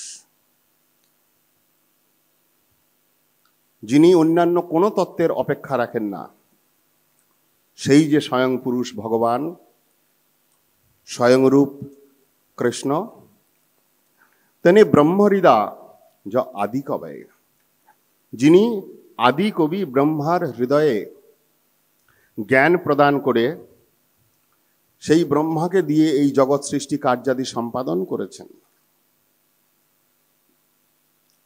মুহ্যন্তি যৎ সূরয়, যে তত্ত্বকে অনুভব করতে গিয়ে সময়ে সময়ে দেবতাগণ পর্যন্ত মোহগ্রস্ত হয়েছেন, এমন এক তত্ত্ব। আমি, আপনি সাধারণ মনুষ্য, সীমাবদ্ধ জীব, মায়াবদ্ধ জীব, আমরা সেই ভগবানকে বুঝে অনুভব করা তো দূরের কথা, মুহ্যন্তি যৎ সূরয়, দেবতাগণ পর্যন্ত যাকে বুঝতে গিয়ে বারংবার মোহপ্রাপ্ত হয়েছেন, কখনো ব্রহ্মা, কখনো শিব, কখনো ইন্দ্রাদি দেবতাগণ, যে তত্ত্বের অনুধাবন করতে গিয়ে বারংবার অসামর্থ্য হন। তেজো বাড়ি মৃদাম যথা বিনিময়, এই জগৎ অনিত্য জগৎ, অনিত্য জগতের মধ্যে সত্যত্ব প্রতিপাদন করেন যার অবস্থান হেতু একটা দৃষ্টান্ত দিচ্ছেন, মাটি এবং অগ্নির সংযোগে জলের প্রকাশ। আমরা মরুভূমিতে মরীচিকার কথা শুনি। যখন মরুভূমিতে কোনো জীব চলতে থাকে, জলের অভাব, মনে হয় যেন ওই দূরে একটা জায়গায় চকচক করছে, মনে হচ্ছে জল আছে। এই জল ভ্রমটা কোথার থেকে উৎপন্ন হয়? বালু এবং তাপ, মাটি এবং অগ্নির সংযোগে যেমন জলের প্রকাশ বলে মনে হয়, সেই রকম এই অনিত্য সংসার, দুঃখময় সংসার, অসার সংসারটাকেও সার বলে মনে হয়, নিত্য বলে মনে হয়, দুঃখময় সংসারটাকেও সুখময় বলে মনে হয়, যার অবস্থান হেতু ধামনা সেন সদা নিরস্ত কুহকম, সেই পরম তত্ত্ব যার থেকে এই জগৎ প্রকাশিত হলো, এই মাইক বিরাট স্বরূপ প্রকাশিত হলো, কিন্তু তার মধ্যে যে মায়ার কোনো অংশ মাত্র নাই, নিরস্ত কুহক তত্ত্ব, স্বয়ং প্রকাশিত তত্ত্ব, পরম পবিত্রময় তত্ত্ব, সত্যম শিবম সুন্দরম যে তত্ত্ব, সেই পরম সত্য বস্তুকে সত্যং পরম ধীমহি। এই বলে কৃষ্ণের মহিমা মূলা এই একটা শ্লোকে বর্ণন করেছে। দ্বিতীয় বস্তু নির্দেশ অথবা অভিধেয় কি? ধর্ম প্রজ্জিত কৈতব অত্র পরম নির্মৎসরাণাম শতম বেদ্যম বাস্তবমত্র বস্তু শিবদম তাপত্রয়মুন্মূলনম শ্রীমদ্ভাগবতে মহামুনিকৃতে কিংবা অপরৈ ঈশ্বরস্যদ্য হৃদয় অবরুদ্ধতে অত্র কৃতিভিः শুশ্রূষুবি তৎক্ষণাৎ প্রথমটা যদি সেই কৃষ্ণ তত্ত্বের ব্যাখ্যা হয়, প্রথমটা যদি সর্বেশ্বরের ব্যাখ্যা হয়, সর্বভূত আত্মা অন্তর্যামীর ব্যাখ্যা হয়, সেই ভগবানকে পাওয়ার জন্য যে ধর্ম, যে ভাগবত ধর্ম, অথবা এই শ্রীমদ্ ভাগবতের মধ্যে বর্ণিত যে ধর্ম, কি বলা হয়েছে, কি তার সাধন, তাকে পাওয়ার সাধনটা কি, সেইটা এই দ্বিতীয় শ্লোকে বস্তু নির্দেশের মাধ্যমে বলছেন। এই ভাগবতে যে ধর্মের কথা বলা হলো সেই ধর্মটা শুদ্ধ ধর্ম, বিশুদ্ধ ধর্ম, কপটতার রহিত ধর্ম, মানে সেখানে মিশ্র সত্যের আভাস মাত্রও নাই, পরিপূর্ণ শুদ্ধ। এই জন্য ভগবৎ সম কৃষ্ণ পরিবর্তিত রূপ। কৃষ্ণ যেমন প্রথমেই বললেন ধামনাসেনা সদা নিরস্ত কুহকং, কৃষ্ণের মধ্যে যেমন কোনো মায়ার প্রকাশ নেই, কৃষ্ণের মধ্যে যেমন কোনো অন্ধকার নেই, কোনো মলিনতা নেই, কোনো রকম অনর্থের প্রকাশ নেই, সেই রকম তার ধর্মটাও সেই রকম পরিশুদ্ধ ধর্ম। এই জন্য ধর্ম প্রজ্জিত কৈতব অত্র। কপটতা শ্রেষ্ঠ যে মুক্তি পর্যন্ত যেখানে তুচ্ছীকৃত হয়েছে, মুক্তির মহিমাকে পর্যন্ত বারংবার যেখানে নস্যাৎ করা হয়েছে যে ভাগবতের দ্বারা, যে ধর্মের দ্বারা, সেই ধর্ম এই শাস্ত্রে বর্ণন করা হবে। এই জন্য বলেছেন ব্রহ্ম আত্মানন্দ ধিক্কারী পূর্ণানন্দ রসালয়ম। যে ভগবান পূর্ণ ভগবান, তার আনন্দটাও পূর্ণানন্দ, সেই পূর্ণানন্দের কাছে ব্রহ্মানন্দ বা আত্মানন্দটা ধিক্কারী। এই জন্য প্রজ্জিত কৈতব অত্র। প্রকৃষ্ট রূপে কপটযুক্ত ধর্মগুলোকে এখান থেকে উৎপাটন করে পরম নির্মল এক ধর্মের কথা এই শাস্ত্রে কীর্তন করা হয়েছে। এবং এই ধর্ম কারা যাজন করবেন সেটাও বলে দিলেন, পরম নির্মৎসরানাম শতাম। যে সমস্ত সাধুগণ নির্মৎসর, তারাই একমাত্র এই ধর্মে যাজন করতে সমর্থ, তারাই এই ধর্মের আচরক এবং প্রচারক। বাস্তবম অত্র বস্তু শিবদম। এবং এই শাস্ত্রের মধ্যে বাস্তব বস্তুর বর্ণন করা হয়েছে, যে বাস্তব বস্তুটা শিবদম অর্থাৎ পরম মঙ্গলদায়ী। পরম মঙ্গলদায়ী মানে কৃষ্ণ প্রেম পর্যন্ত প্রদানে সমর্থ। এবং তাপত্রয় উন্মূলনম, ত্রিতাপ জ্বালা, যে ত্রিতাপ জ্বালায় দগ্ধীভূত হচ্ছে আমরা এই সংসারে পতিত হয়ে কলিহত জীবগণ, আধ্যাত্মিক, আদি ভৌতিক এবং আদি দৈবিক, এই তিন তাপ আমাদেরকে জ্বালিয়ে পুড়িয়ে মারছে। সেই তাপত্রয়ম উন্মূলনম, একদম মূল থেকে উৎপাটন করেন। শ্রীমদ্ ভাগবতের গৌণ ফল হচ্ছে তাপত্রয়ম উন্মূলনম, আর মুখ্য ফল শিবদম পরম মঙ্গলম ভগবত দাস্য লাভম। এইটা হচ্ছে মুখ্য এবং গৌণ ফল এখানে বর্ণন করা হলো। শ্রীমদ্ ভাগবতে মহামুনিকৃতে কিংবা অপরই ঈশ্বর সদ্য হৃদয় অবরুদ্ধতে। এই শ্রীমদ্ ভাগবতকে কেউ যদি শ্রবণ করে অথবা শ্রবণ করবার ইচ্ছা বিশিষ্টও হয়, কৃতিভি অর্থাৎ এই ধর্ম যদি কেউ যাজনে প্রবৃত্ত হয়, অথবা এই ধর্ম যাজন করবার হৃদয়েতে সরলভাবে একটা ইচ্ছা জাগে, হৃদ্য অবরুদ্ধতে অত্র, সেই সময় তৎক্ষণাৎ ভাগবত যাজন করা পরের কথা, ভাগবত শ্রবণ করা পরের কথা, যদি কোনো প্রাণীর হৃদয়ে সরল প্রাণেতে এইরকম ইচ্ছাও জাগে যে আমি ভাগবত কথা শ্রবণ করব, আমি ভাগবতীয় ধর্মটা যাজন করব, এই রকম সদিচ্ছা যার মধ্যে জেগেছে, তৎক্ষণাৎ সদ্য হৃদয় অবরুদ্ধতে অত্র। নিশ্চিতভাবে বলছেন তৎক্ষণাৎ ভগবান হৃদয়ের মধ্যে অবরুদ্ধ হবেন। যে হৃদয়টা ষড়রিপুর দ্বারা গ্রস্ত, যে হৃদয়টা লাভ পূজা প্রতিষ্ঠার দ্বারা গ্রস্ত, যে হৃদয়টা কুটিনাটি জীবহিংসন কপটতার দ্বারা গ্রস্ত, সেই নোংরা হৃদয়টা পরিশুদ্ধ হবে একমাত্র ভাগবত শ্রবণ করবার ইচ্ছা পর্যন্ত যদি কারোর মধ্যে জেগে যায়। তাই বলছেন কিংবা অপরই, এই রকম গ্রন্থ বাদ দিয়ে অন্য কোনো শাস্ত্র চর্চার কি প্রয়োজন আছে, এতটা জোর দিয়ে বলছেন। প্রথমেই বলছেন আমরা কলিহত জীব, আমাদের অল্প আয়ু, যেটুকু বা আয়ু পেয়েছি সেটা মন্দ বুদ্ধিতে ভরা, যেটুকু বুদ্ধি পেয়েছি তাতে পরমার্থ বিষয়ে আমরা অলস। শুনবো তো আচরণ করব না, আচরণ করব তো শুদ্ধভাবে আচরণ করব না, সঙ্গ করব তো অসৎসঙ্গই করব, সৎসঙ্গে আমাদের চিত্তবৃত্তি ধাবিত হয় না।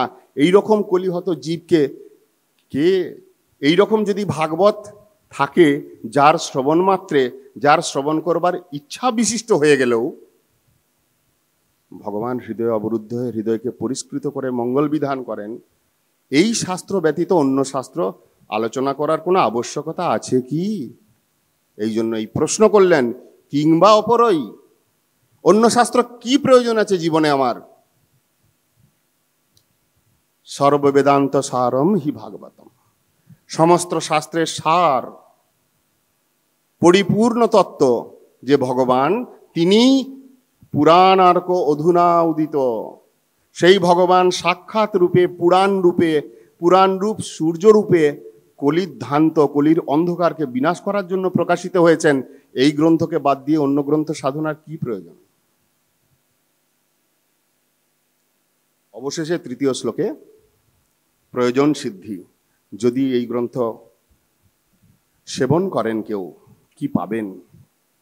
নিগম কল্পতরর গলিত ফলম, সুকমুখাদ অমৃতদ্রব সংযুতম, পীবতম ভাগবতম রসমালয়ম, মুহুরহ রসিকা ভুবি ভাবুকা। মুহু মুহু পানে প্রমত্ত হন রসিকগণ, কৃষ্ণ ভাবে ভাবিত ভাবুকগণ, পিবতি ভাগবতম রসম আলয়ম, রসের আলয় সদৃশ রসবৈষ বলি বেদ তুয়া করে গান। কৃষ্ণকে বেদ রসবৈষ বলেছেন, তিনিই রস, কৃষ্ণ মানেই রস। কি রস বলছেন? নিগম কল্পতরর গলিত ফলম, নিগম শাস্ত্রের একটা প্রপক্ক ফল। যেমন ফল না আছে তার মধ্যে ছিলকা, না আছে তার মধ্যে কোনো রকম গুটি, অর্থাৎ পরিত্যাগ করার মতো কোনো বস্তু নাই, এমন একটা ফল। আমরা যখন আম খাই, আমের ছালটা বাদ দিয়ে দিই, আঁঠিটা বাদ দিয়ে দিই, দিয়ে আমটা খাই, খুব ভালো লাগে। কিন্তু সেই আমটা যদি ছালবিহীন হয়, সেই আমটা যদি গুটিবিহীন হয়, তাহলে যতটুকু আছে ততটুকুই কেবল রসে ভরা। রসম আলয়ম, নিগম কল্পতর, নিগম রূপ শাস্ত্রের প্রপক্ক ফল। শাস্ত্র দুই প্রকার, নিগম এবং আগম। আগম শাস্ত্র মূলত তন্ত্র প্রধান। এই শাস্ত্র শিবজি বলেছেন, শিবজির মুখ থেকে আগত, সেই আগতের আ, পার্বতীর কর্ণগত, পার্বতীকে লক্ষ্য করে বলেছেন, কর্ণগতের গ, এবং বাসুদেবের সম্মত। অতএব আগম শাস্ত্র, এটি তন্ত্র প্রধান, তন্ত্র মন্ত্র প্রধান শাস্ত্র। এই তন্ত্র আবার ত্রিবিধ, শৈবতন্ত্র, শাক্ততন্ত্র এবং বৈষ্ণবতন্ত্র। এই বৈষ্ণবতন্ত্রের অন্তর্গত নারদ পঞ্চরাত্রাদি শাস্ত্র, যে শাস্ত্রের বিধানের দ্বারা আমরা শুদ্ধ ভক্তি আদি যাজন করি, বিধিমার্গে ঠাকুরের আরাধনা করি। এই আরতি করা, ভোগ লাগানো, শৃঙ্গার করা, মহোৎসবাদি উদযাপন করা এই নারদ পঞ্চরাত্রের অন্তর্গত হয়। এই জন্য আগম শাস্ত্র। আর নিগম শাস্ত্র মানে হলো বেদ, মহিমামূলক কথা, কৃষ্ণ অবতারের, কৃষ্ণ ভক্তের যশ কথা, সেইটা হচ্ছে নিগম। বেদব্যাসের মুখ থেকে নির্গত, সুখদেবের কর্ণগত এবং কৃষ্ণের সম্মত। এই নি গ ম, নিঃসৃত, কর্ণগত আর সম্মত। এই নিগম শাস্ত্রের প্রপক্ক ফল হলো শ্রীমদ্ ভাগবত। আবার কি বলছেন? সুকমুখাদ অমৃত দ্রব সংযুতম। যেমন একটা ফল যদি গাছে পেকে থাকে, সেইটাতে যদি কোনো পাখি মুখ দিয়ে দেয়, সেই ফলটা অধিক সুস্বাদু হয়। এই বেদরূপ কল্পবৃক্ষের প্রপক্ক ফল রূপে ভাগবত প্রকাশিত হলো বটে, কিন্তু যখন সেটা সুখদেবের মতো মহামুনি শ্রীমুখ থেকে নিঃসৃত হচ্ছে, সুখদেব যখন সেটাকে আস্বাদন করে আমাদেরকে দিচ্ছেন, অমৃত দ্রব সংযুতম, অমৃতেরও আবার অমৃত হয়ে যায়। এই রকম শাস্ত্রকে পিবতী ভাগবতম রসমালম, কেবল পান, কেবল পান, কেবল পান, কেবল পান করো, জীবন ভর পান করো, সর্বক্ষণ পান করো, সর্বমুহূর্ত পান করো। করবেন কে? মুহুরহ রসিকা ভুবি ভাবুকা, যারা রসিকজন, যারা ভাবুকজন, জড়ভাব বিগত হয়ে ভগবত ভাবে ভাবিত হয়েছেন যারা, এই রকম ভাবুকজন, এই রকম রসিক শেখর কৃষ্ণের উপাসকগণ, যারা রসে পরিপূর্ণ, বাহ্যে যতই বৈরাগ্য থাক, হৃদয়টা কৃষ্ণ রসে পরিপূর্ণ রসায়িত হয়েছেন, তারা নিরন্তর মুহুরহ রসিকা ভুবি ভাবুকা, মুহু মুহু সেই রসকে পান করেন। তদেব রম্যম রুচিরম নবম নবম, যতবার সেই কথা শোনেন ততবার নবনবায়মান মানে রোচমানাবৃত্তিতে তারা প্রবৃত্ত হন। নূতন নূতনভাবে একই কথা শুনছেন, প্রত্যেক দিন শুনছেন, প্রত্যেক মুহূর্ত শুনছেন, যতবার শুনছেন ততবার নূতন বলে প্রতিভাত হচ্ছে। যেহেতু মহাপ্রভুর কাছে আমরা পূর্বেই শুনলাম, প্রতি অক্ষরে প্রতি পদে বহু অর্থ হয়। এই 3টি শ্লোকের দ্বারা মঙ্গলাচরণ করলেন। সম্বন্ধ, প্রথম শ্লোকে সম্বন্ধ তত্ত্ব, দ্বিতীয় শ্লোকে অভিধেয় তত্ত্ব, কি করা উচিত, কিভাবে সাধন করতে হবে সেটা বললেন, এবং কে সেই সাধনের অধিকারী বললেন, এবং লাস্টে বলছেন যদি এই ভাগবতকে রসকে আস্বাদন করো তাহলে তুমি কি পাবে, প্রয়োজনটা কি, ওই ভাগবত রসে রসায়িত হওয়াটাই সর্বশ্রেষ্ঠ লাভ।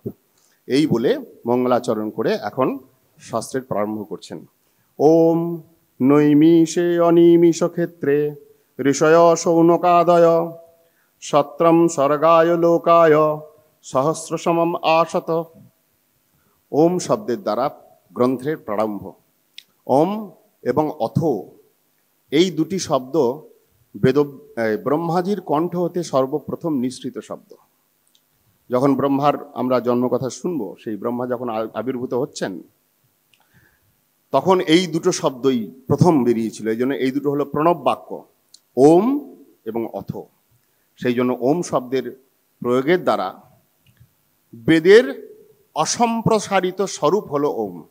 সমগ্র বেদ, বেদের যে 4 বিভাগ, পঞ্চম বেদ রূপে ভাগবত, ইতিহাস পুরাণাদি, এই সব কিছু মিলে যদি অসম্প্রসারিত সংক্ষিপ্ত রূপে বলতে হয় তাহলে সেটা হলো ওম।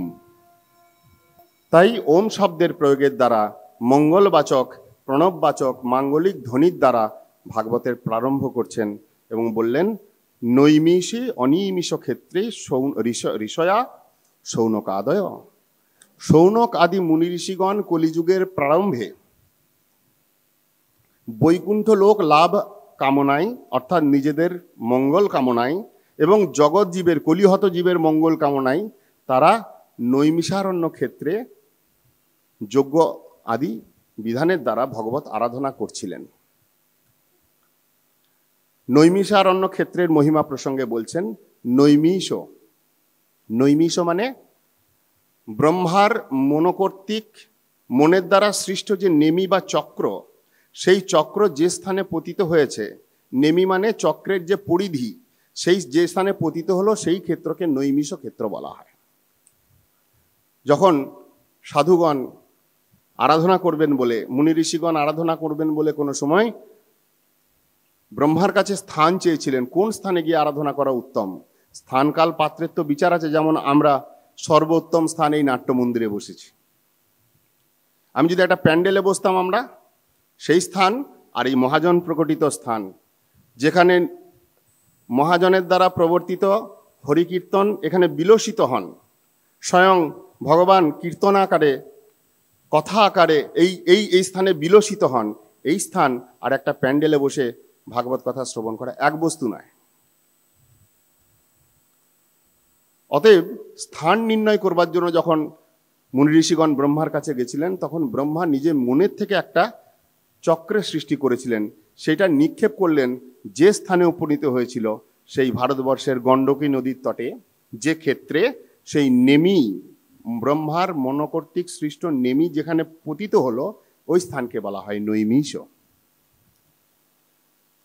এবং অন্যান্য শাস্ত্রে বর্ণন রয়েছে, শুধু ব্রহ্মা এখানে নেমি দিয়েছিলেন, নেমি পড়েছিল বলে নৈমিষ হয়েছে তা নয়, নিমেষকাল মধ্যে ভগবান দানবের শক্তিকে প্রতিহত করেছিলেন এবং সাধুগণের সাধনের স্থান তৈরি করে দিয়েছিলেন। নিমেষকালের মধ্যে করেছিলেন বলেও নৈমিষ শব্দের ব্যবহার। এই আমরা যে হরিকথা শুনতে বসেছি, কথা শুনতে বসেছি, আমাদের হৃদয়ের মধ্যে কাম ক্রোধাদির যে প্রকাশ, এইগুলো হলো দানব, এইগুলো হলো শত্রু। ভগবান যদি কৃপা করে এই দানবকে বিনাশ করেন, তাহলে এই নৈমিষ ক্ষেত্রে ভাগবত রূপী কথার প্রকাশ হওয়া সম্ভব। সেই জন্য আমরা সেই ভগবানের চরণে শরণাগত হই, তার কৃপায় যেন আমাদের হৃদয়রূপী ক্ষেত্র পরম পবিত্র হয়, যে পবিত্র হৃদয়ে আমরা এই কথা শ্রবণ করতে পারব। অনিমিষ ক্ষেত্রে, অনিমিষ মানে ভগবানকে বলা হয় যার ইক্ষণ শক্তিটা নিমেষকালও বন্ধ হয় না। আমাদের যেমন চোখে নিমেষ পড়ে, পলক পড়ে, ভগবানের যে ইক্ষণ, ভগবানের যে দৃষ্টি এই জগতের প্রতি, আমাদের প্রতি, বা সেই স্থানের প্রতি, যে স্থানটা পরম পবিত্র, সেটাকেও বলা হয় অনিমিষ ক্ষেত্রে। বিষ্ণু ক্ষেত্র, ভগবত ক্ষেত্রকে বলা হয় অনিমিষ ক্ষেত্র। সেই জন্য নৈমিষারণ্যে অনিমিষ ক্ষেত্রে এই ঋষিগণ যখন যজ্ঞ করবেন বলে উপনীত হলেন, দীর্ঘকাল যজ্ঞ করতে করতে তাদের ধূম্রবর্ণ হয়ে গেল চুল দাড়ি আদি সব। তখন সেই সমস্ত ঋষিগণ কোনো সময় সুত গোস্বামী পাদের কাছে প্রশ্ন করেছিলেন, হরিকথা শুনবার আগ্রহ প্রকাশ করে কয়েকটি প্রশ্ন করেছিলেন। 6টি প্রশ্ন করলেন, যে 6টি প্রশ্নকে ধরে শ্রীমদ্ ভাগবতের প্রকাশ। এই 6টি প্রশ্নের উত্তরই হলো শ্রীমদ্ ভাগবত। সেই 6টি প্রশ্ন কি কি? প্রথম প্রশ্ন, পুংসাম একান্তত শ্রেয়স্তন্ন, পুরুষের ঐকান্তিক শ্রেয় বা মঙ্গল কি? ভূতানাম জেনাত্মাসু প্রসীদতি, এই যে জগৎ জীব রয়েছে, প্রাণী সকল রয়েছে, এদের আত্মার প্রসন্নতা কিভাবে লাভ হয়? বসুদেবস্য জাতযস্য চিকীর্ষয়া, সেই বসুদেব পুত্র বাসুদেবের কি তার মহিমা, তার যশ কথা কি? যস্য অবতার ভূতানাং ক্ষেমায় চ ভবায় চ, সেই ভগবানের বিভিন্ন যে অবতার, যার দ্বারা এই জগতে পরম মঙ্গল বিস্তার করেন, সেই সমস্ত অবতার কথা আমরা শুনতে চাই। হরের ধীমন অবতার কথা শুভা, সেই অবতারগণের মধ্যে শ্রেষ্ঠ অবতারী পুরুষ রূপী যে কৃষ্ণ, যিনি এই দাপর যুগে এসেছিলেন, তার যশ কীর্তন, তার যশ কথা কি, তার মহিমা কি? এবং অবশেষে ধর্ম কং শরণম গতঃ, কৃষ্ণ সধাম উপগতে, যখন কৃষ্ণ সধামে চলে গেলেন, তখন ধর্ম কার শরণাগত হয়ে রইলেন? এই 6টি প্রশ্ন করছেন কখন? কলিযুগের প্রারম্ভে। কারণ যে মুহূর্তে কৃষ্ণ অন্তর্ধান করেছেন, দাপর যুগের লীলা শেষ করেছেন, কলির প্রবেশ হয়েছে, কলি প্রবেশের সঙ্গে সঙ্গেই কলির দৌরাত্ম্যও প্রকাশিত হয়েছে। চতুর্দিকে অধর্ম আমরা দেখতে পাচ্ছি। বর্তমান যুগে সর্বত্র একই আওয়াজ, উই ওয়ান্ট জাস্টিস। একটা ঘটনাকে কেন্দ্র করে নয়, এরকম বহু ঘটনা আছে যেটা প্রকাশিত আছে বা নাই। এটা আজকের ঘটনা নয়, এটা আজকের নতুন ঘটনা নয়, এটা কলিযুগের দুষ্প্রভাব, কলি কলমশ। এই জন্য ভাগবতের প্রারম্ভেই বলে দেওয়া হয়েছে, ধর্ম কোথায় গেল, কার শরণাগত হলো, আমরা কোথায় জাস্টিস খুঁজে বেড়াচ্ছি, কে জাস্টিস দেবে আমাকে? যেখানে ধর্ম আছে সেখানে জাস্টিস আছে। যত ধর্ম তত যায়, যেখানে ধর্ম সেখানে বিজয়। যেখানে ধর্মের অবস্থান নাই, মাথা পটকালেও জাস্টিস পাওয়া যাবে না। আমরা বৃথা পরিশ্রম করছি, অরণ্যে রোদন করছি। সেই জন্য ভাগবতের প্রত্যেকটা কথা প্রাসঙ্গিক, আমাদের জীবনের প্রত্যেক মুহূর্তের জন্য প্রাসঙ্গিক। যদি ভাগবতের কথাকে কেউ একটা শব্দকেও জীবনে আচরণ করেন, তিনি অনুভব করতে পারবেন যে ভাগবত আমাদের জীবনে কি। এই জন্য সনাতন গোস্বামী পাদ ভাগবতের মহিমা বলেছেন, সর্বলোকৈক দৃক্প্রদ, সমগ্র লোকের পথ প্রদর্শনকারী হলো শ্রীমদ্ ভাগবত। যদি ভাগবতের দেওয়া পথে তুমি না চলো, কোনোভাবে তুমি মঙ্গল হবে না, আত্মার প্রসন্নতা পাবে না। এই জন্য 6টা প্রশ্ন খুব ইম্পর্টেন্ট। পুংসাম ঐকান্তত শ্রেয়স্তন্য, কিভাবে পুরুষের ঐকান্তিক শ্রেয় হয়, কিভাবে আত্মার প্রসন্নতা লাভ হয়। আত্মা যতক্ষণ প্রসন্ন না হয়, দেহের প্রসন্নতা, মনের প্রসন্নতা আজকে আছে কালকে থাকবে না। আমরা দেহ সুখ লাভ করবার আশায় তো এই সংসারে প্রবেশ করেছি, তাই না? কি জন্য সংসার করি? ইন্দ্রিয় সুখের জন্য। তারপর যখন দুঃখে জ্বলে পুড়ে মরি, নিজের ছেলে মেয়েটাকে আবার সেই সংসারে প্রবেশ করায়। কত বড় বোকা, কত বড় নির্বুদ্ধি আমরা। মা বাবা সংসারে জ্বলে পুড়ে এতটাই মরছে, যে প্রীতিবশে একদিন বিবাহ করে সংসার সৃষ্টি করেছে, আজকে বুড়া হয়ে গেছে, বুড়া বুড়ির মুখ দেখে না, বুড়ি বুড়ার মুখ দেখে না, আর সহ্য করতে পারে না, জ্বলছে। কিন্তু সেই বুড়া বুড়ি সারাক্ষণ চিন্তা, আমার ছেলেটার কখন বিয়ে দেব, আমার মেয়েটাকে কখন সংসারে প্রবেশ করাবো। মায়ার কত বড় খেলা। এই জন্য প্রশ্ন, জেনাত্মা সুপ্রসিদতি, ছেলে মেয়েটাকে বিবাহ দিয়ে সংসারে প্রবেশ করিয়ে তুমি কি সুখ দেবে হে? যতক্ষণ আত্মার প্রসন্নতা না হয়, কোনোভাবেই প্রসন্ন হবে না। এটা বোঝো। এই জন্য ভাগবতের প্রশ্ন। আমরা প্রশ্ন করতে জানি না, তাই ভাগবত আমাদের হয়ে প্রশ্ন করে দিচ্ছেন। গুরু শিষ্য সংবাদের দ্বারা ভাগবত এসেছে। সৌনকাদি মুনি ঋষিগণ, 60,000 মুনি ঋষি প্রশ্ন করছে এক সুত গোস্বামী পাদকে। সুত গোস্বামী পাদ যখন এই 6টি প্রশ্ন শুনলেন, সর্বপ্রথমে নিজ গুরুর চরণ বন্দনা করে তিনি কথা শুরু করছেন। কথা প্রসঙ্গে সুত গোস্বামী পাদের পরিচয়, কে এই সুত গোস্বামী পাদ, কেন তাকে বেছে নেওয়া হলো এই কথা বলবার জন্য। প্রকৃতপক্ষে বেদব্যাস বেদকে বিভাজন করেছিলেন 1 বেদ থেকে 4 বেদে। বেদ হলো ভগবানের মুখনিসৃত বাণী। বেদ হলো অপৌরুষেয় গ্রন্থ, কেউ রচনা করে নাই বেদকে, ভগবান যা বলেছেন সেটাই বেদ। এই বেদ এলো কিভাবে? ওই যে বললাম প্রথমে ওম শব্দ, এবং ওম তার বিস্তৃত স্বরূপ গায়ত্রী, গায়ত্রী মন্ত্র, গায়ত্রী মন্ত্রের বিস্তৃত স্বরূপ হলো বেদ। এই 1 বেদকে কলিযুগের জীবের বোধগম্য করাবার জন্য এতই দুর্বোধ্য ছিল, তিনি 4 বেদে প্রকাশ করলেন, ঋক, সাম, যজু এবং অথর্ব। এই 4 বেদ তিনি তার 4 শিষ্যকে পড়ালেন। ঋগ্বেদ পড়ালেন পৈল ঋষিকে। আজকে যেভাবে গ্রন্থ রূপে আমরা পাচ্ছি, পূর্বে তো গ্রন্থ রূপে ছিল না, কোনো লেখা ছিল না। এই জন্য বেদের অপর নাম শ্রুতি, আমরা পড়েছি না, মানে যা গুরুদেব বলেছেন সেটাই শিষ্যগণ শ্রবণ করলেন, সেইটা আবার অন্যজনকে বলছেন। এইভাবেই বেদ এসেছে। যে বেদ 4 ভাবে বিভাজন হলো, এই 4টে বেদ 4 জনকে বেদব্যাস পড়ালেন। পৈল ঋষিকে পড়ালেন ঋগ্বেদ, জৈমিনী ঋষিকে পড়ালেন সামবেদ, বৈশাম্পন ঋষিকে পড়ালেন যজুবেদ এবং অঙ্গিরা মুনিকে পড়ালেন অথর্ববেদ। কিন্তু এই 4 বেদ করবার পরেও, 4 বেদ প্রকাশ হওয়ার পরেও দেখা গেল এই বেদকে যে বুঝবে এইরকম লোকও কলিযুগে খুব অভাব। খুব গুটি কয় লোক হয়তো বুঝবে, বিদ্বান ব্যক্তি বুঝবে। তাহলে কিভাবে সেটাকে বোঝাবেন? তখন ইতিহাস পুরাণ রচনা করলেন।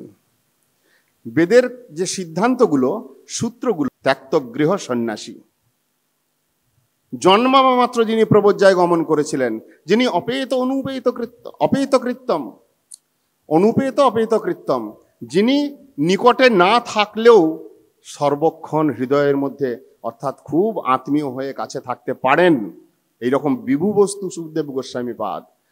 অপেত কৃত্যম, আর 5টা জীবের মতো উপনয়নাদি সংস্কারের সংস্কৃত হওয়ার যা দরকার ছিল না, অর্থাৎ যিনি স্বয়ং সিদ্ধ তত্ত্ব ছিলেন, সেই দৈপায়ন বিরহ কাতুর আজুহাব, সেই কৃষ্ণ দৈপায়ন মহর্ষি বেদব্যাস, যার পিছনে হা পুত্র বলে ছুটেছিলেন, যিনি জন্মাবা মাত্র প্রবজ্জায় গমন করে তরব অভিনেদু, তরুর মধ্যে, বৃক্ষের মধ্যে প্রবেশ করেছিলেন।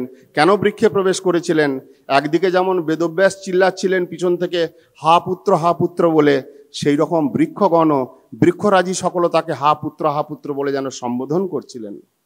তিনি স্বতঃসিদ্ধ তত্ত্ব, তিনি ভগবত অবতার, তিনি জন্মাবা মাত্রই আসক্ত শূন্য, গৃহাসক্ত শূন্য, দেহাসক্ত শূন্য, এবং তিনি না থেকেও, কাছে না থেকেও তিনি সর্বত রয়েছেন।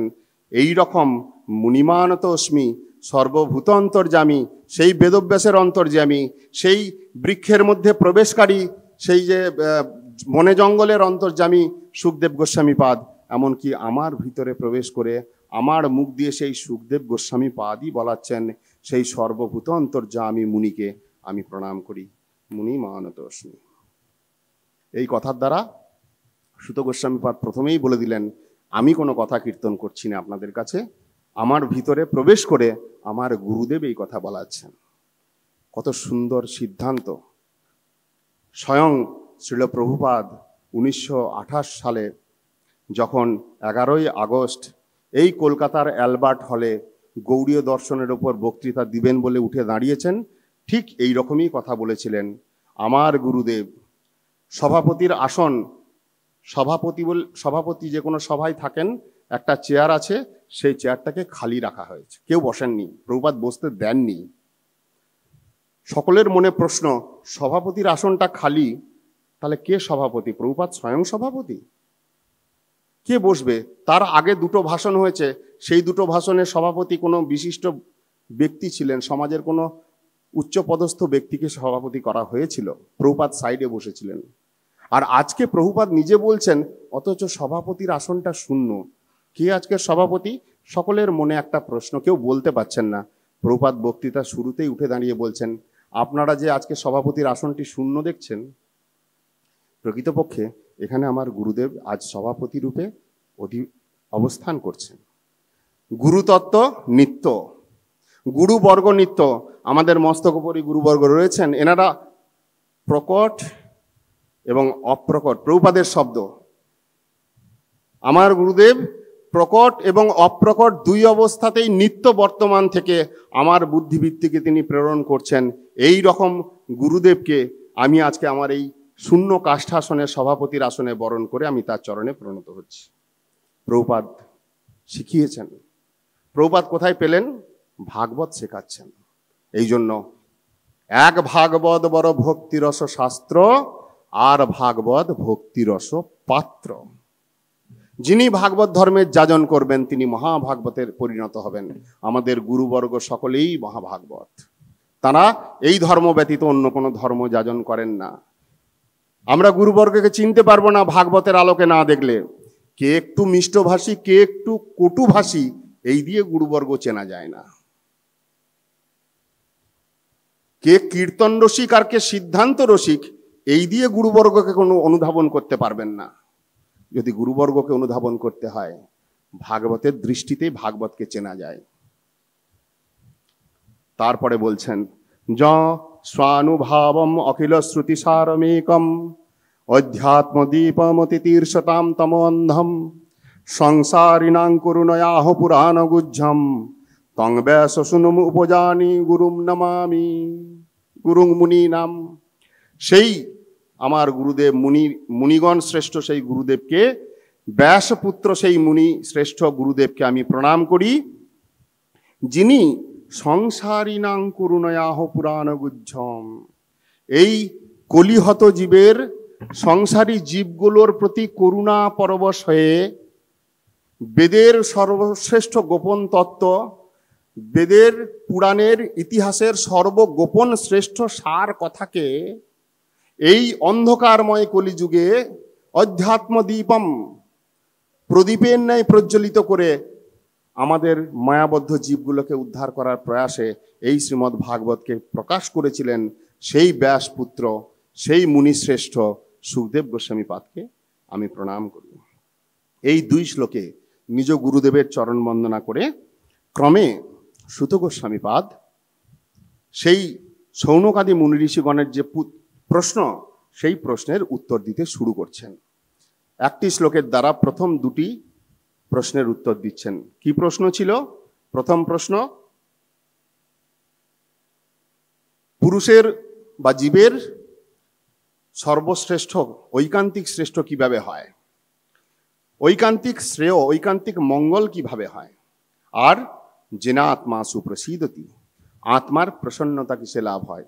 বলছেন সুত গোস্বামী পাদ, সবই পুংসাং পরো ধর্ম যত ভক্তি অধক্ষজে অহৈতু কি অপ্রতিহতা জয় আত্মা সুপ্রসীদতি। ঐকান্তিক শ্রেয় লাভ করতে চাও, একমাত্র শ্রেষ্ঠ ধর্ম বলছি। সব বই পুংসাং, বই শব্দে নিশ্চিত করে বলছেন, জোর দিয়ে বলছেন, গ্যারেন্টি দিয়ে বলছেন। হে জীবগণ, এটা জেনে রাখো, যদি পরধর্ম শ্রেষ্ঠ ধর্ম ঐকান্তিক ধর্ম বলে কিছু থাকে, তার নাম অধক্ষজ ভগবানে ভক্তি যাজন করা। এবং সেই ভক্তিটা কিরকম হবে সেটাও বললেন, অহৈতুকী অপ্রতিহতা। অহৈতুকী হবে, কোনো রকম কারণযুক্ত হবে না। হে প্রভু, আমি তোমার আরাধনা করি, তার বিনিময়ে আমাকে এটা দাও। সংসারে দুঃখ পাচ্ছি, অতএব তোমার ভজন করতে এসেছি যাতে দুঃখ না পাই। যদি দুঃখই আসে ভজনে, এইরকম দুঃখ করে আমার কি দরকার, এরকম ভজন করে আমার কি দরকার, এইটা অহৈতুকী ভাব নয়। অহৈতুকী ভাব হলো মারবি রাখবি জৈচ্ছা তোহারা নিত্য দাস প্রতি তুয়া অধিকারা। অহৈতুকী ভাব হলো সম্পদে বিপদে জীবনে মরণে দায় মম গেলা তুয়া উপদ বরণে। অহৈতুকী ভাব, ভালো মন্দ নাহি জানি সেবা মাত্র করি তোমার সংসারে আমি বিষয় প্রহরী। অহৈতুকী ভাব, নিজের পোষণ কভু না ভাবিব রহিব ভাবের ভরে ভকতি বিনোদ তোমারে পালক বলিয়া বরণ করে। কোনো কারণ নেই, নিজের কিভাবে আমার পোষণ হবে, আমার কিভাবে মঙ্গল হবে, আমি কিভাবে সুখী হব, এই সমস্ত ভাবকে যদি জলাঞ্জলি দেওয়া যায়, তারপরে অহৈতুকী ভক্তির কথা আসে। এর বাইরে যত কথা সব হেতুমূলা ভক্তি, মিশ্র ভক্তি, ছল ভক্তি, কপট ভক্তি। প্রথম প্রেসক্রিপশন আমাদের রোগের, সুত গোস্বামী পাদ বলছেন, সবই পুংসাং পরো ধর্ম। হে জীব, হে পুরুষগণ, এইটাই হলো নিশ্চিতভাবে জানো, এইটাই একমাত্র পরম ধর্ম, যত ভক্তির অধক্ষজে। কিন্তু সেই ভক্তিটার কিছু লক্ষণ আছে। সেই ভক্তি অহৈতুকী হতে হবে এবং অপ্রতিহতা হতে হবে। কোনো অবস্থাতেই বাধাপ্রাপ্ত হলেও সেটা গতিরোধ করবে না। সত্যপি ধ্বংস কারণে, যদি সত্য সত্য ধ্বংসের কারণ উপস্থিত হয়, তথাপি যদি ধ্বংস না হয়, তবে সেটা অপ্রতিহতা। বলছেন মনোগতির অবিচ্ছিন্না যথা গঙ্গাম ভূষাম্বুধৌ। সেই গঙ্গা দেবী হিমালয়ে প্রকটিত হয়ে সাগরে এসে মিলছেন, মাঝখানে যত তার বাধা আসে, হয় নিজের গতিকে পরিবর্তন করেন অথবা বাধাকে ভেঙে চুড়ে বেরিয়ে তিনি সাগরের দিকে ধাবিত হন। মনোগতির অবিচ্ছিন্না, এইটা হলো অপ্রতিহতা ভক্তি। কোনো অবস্থাতেই ভক্তি প্রতিহত হবে না, কোনো অবস্থাতেই আমি ভগবানের আরাধনা ছাড়ব না, কোনো অবস্থাতেই আমি নিজ গুরুপাদ পদ্মকে ত্যাগ করে অন্যত্র গমন করব না। তার নাম অপ্রতিহতা ভক্তি। যদি এরকম ভক্তি করো, জেনা আত্মা সুপ্রসীদতি, তোমার আত্মার প্রসন্নতা লাভ হবে। ক্রমে বলছেন, ডাইরেক্ট উপদেশ করছেন কিভাবে করবে। বাসুদেবে ভগবতী ভক্তি যোগ প্রযোজিত জনয়তি আশু বৈরাগ্যম জ্ঞানঞ্চ যদহৈতুকম। ভগবানে বাসুদেবেতে যদি এইরকম অহৈতুকী অপ্রতিহতা ভক্তি হয়, তাহলে যে জ্ঞান বৈরাগ্যের জন্য এই সংসার এত বিচলিত, সবাই বড় বড় জ্ঞানী বলে অভিমান করে, সেই জ্ঞান এবং সংসারের বৈরাগ্য, ভক্তির দুই পুত্র অনায়াসে এসে যাবে। জনয়তি আশু, আলাদা করে জ্ঞানের দরকার হবে না। এই জন্য যারা ভাগবত জ্ঞানে জ্ঞানী, বিদ্যা ভাগবতাবধি, অনেক তুমি শাস্ত্র পড়েছ, অনেক তোমার জ্ঞান আছে, অনেক শ্লোক জানো, বিরাট তোমার বাচন ভঙ্গি, কিন্তু ভাগবতের অনুভবহীন। শ্রম এব হি কেবলম। এই জন্য শাস্ত্র বলছেন বিদ্যা ভাগবতাবধি। তুমি যদি ভাগবত পর্যন্ত যেতে পেরেছ তবে তোমার বিদ্যা পূর্ণ হলো।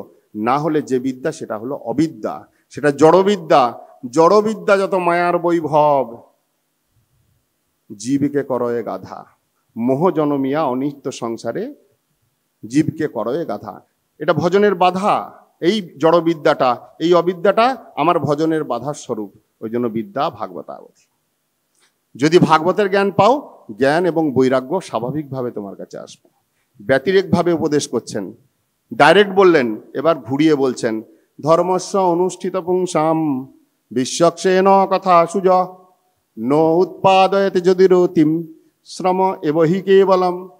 হে জীব, হে মনুষ্যগণ, তুমি ধার্মিক হয়েছ, তুমি শাস্ত্রজ্ঞ হয়েছ, তুমি স্বধর্ম অনুষ্ঠান করো, ব্রাহ্মণ হয়ে ব্রাহ্মণের ক্রিয়া করো, বা ব্রহ্মচারী সন্ন্যাসী হয়ে নিজ নিজ ক্রিয়ায় প্রমত্ত আছো, খুব ভালো কথা। কিন্তু জেনে রাখো, যদি ভগবানের কথায় রুচি না জন্মায় তাহলে শ্রম এবহি কেবলম। হরি কথায় রুচি যার সেই ভাগ্যবান, কৃষ্ণ কথায় রুচি যার সেই ভাগ্যবান। আমি সব কিছু করলাম কিন্তু কৃষ্ণ কথায় রুচিহীন হয়ে থাকলাম। আমার পাণ্ডিত্য, আমার বর্ণ মদ, আমার সৌন্দর্য, আমার ধনসম্পদ, আমার যোগ্যতা, আমার প্রতিপত্তি, শ্রম এব হি কেবলম। সুত গোস্বামী পাদ ব্যতিরেকভাবে বোঝাচ্ছেন, অন্যভাবে বোঝাচ্ছেন। এখন বলছেন, যে ধর্ম তুমি যাজন করছো সেই ধর্মটা, তার গতি কি, সেই ধর্মের মুখ্য তাৎপর্য কি? জীবস্য তত্ত্ব জিজ্ঞাসা নার্থযশ্চেহ কর্মভি। এই সংসারে থেকে বর্ণাশ্রম ধর্মের মধ্যে পড়ে বর্ণাশ্রম ধর্ম প্রতিপালন করতে করতে অর্থ উপার্জন করা এবং সেই অর্থের দ্বারা নিজের কামনার পরিতৃপ্তি করা, এইটা ধর্মের গতি নয়। ধর্মস্যই অপবর্গস্য নার্থ অর্থায় উপকল্পতে নার্থস্য ধর্মৈকান্তস্য কামলাভায় হি স্মৃত কামস্য নৈন্দ্র প্রীতির লাভ জীবিত যাবতা জীবস্য তত্ত্ব জিজ্ঞাসা। যদি তুমি ধর্ম করো তার মুখ্য তাৎপর্য হবে তত্ত্ব জিজ্ঞাসা। কে আমি, কেনে মরে যারে তাপত্রয়, ইহা নাহি জানি কেমন হিত হয়। সাধ্য সাধন তত্ত্ব পুষিতে না জানি, কৃপা করি সব তত্ত্ব কহত আপনি। এই ভাব যদি না আসে, তোমার ধর্মটা গেল রসাতলে। কি তত্ত্ব জানবে? ধর্মের যদি তাৎপর্য হয় তত্ত্ব জিজ্ঞাসা, কি তত্ত্ব জানবে? বদন্তি তত্ত্ব বিদস্তত্ত্বম যদ জ্ঞানমদ্বয়ম ব্রহ্মেতি পরমাত্মেতি ভগবান ইতি শব্দতে। ব্রহ্ম, পরমাত্মা এবং ভগবান, এই তিন হলো তত্ত্ব এই সংসারে। কে বলছেন? যারা তত্ত্ববিদ, যারা তত্ত্ব জেনেছেন, যারা এই ব্যাপারে মাস্টারি করেছেন, যারা এক্সপার্ট হয়েছেন। আমরা যেমন স্কুল কলেজে পড়াশোনা করতে গেলে টিউশনটা কার কাছে নিই? যে এক্সপার্ট। ডাক্তার দেখাতে গেলে কার কাছে যাই? যে পাশ করেছে। মূর্খের কাছে তো নিশ্চয়ই যায় না। তাই বলছেন বদন্তি তত্ত্ববিদ তত্ত্বম। যারা তত্ত্ববিদ তারা বলছেন তত্ত্বটা কি? যদ জ্ঞানম অদ্বয়ম। একমাত্র অদ্বয় জ্ঞান তত্ত্ব, ভগবানই হলো তত্ত্ব, আর বাকি সব অতত্ত্ব, বাকি সব মায়া। সেই ভগবান, সেই পরম তত্ত্বের তিন প্রতীতি, ব্রহ্মেতি পরমাত্মেতি ভগবান ইতি শব্দতে। যদি তুমি তত্ত্ব জানতে চাও তাহলে এই তিন তত্ত্বকে জানো, তোমার সব জ্ঞান পূর্ণ হবে। তারপরে বলছেন এই রকম ধর্ম, এরকম তত্ত্ব জ্ঞানের চরম ফল কি? আমি তত্ত্ব জানলাম, আমার চরম ফলটা কি? না, তার আগে বলছেন সাধন কি। এই এই এই এই রকম তত্ত্ব পেতে গেলে কি সাধন করতে হবে? তৎশ্রদ্ধানা মুনয় জ্ঞান বৈরাগ্য যুক্তয়া পশ্যন্তি আত্মানি চ আত্মানম ভক্তা শ্রুত গৃহীতয়া। এই সাধনটাও বলে দিলেন, ভক্তিপূর্বক শ্রুত। আমরা যারা মায়াবদ্ধ আর মায়ামুক্ত, যারা মায়ামুক্ত তারা স্বাভাবিকভাবেই ভগবানের কথা কীর্তন করেন, তাদের রুচি রয়েছে।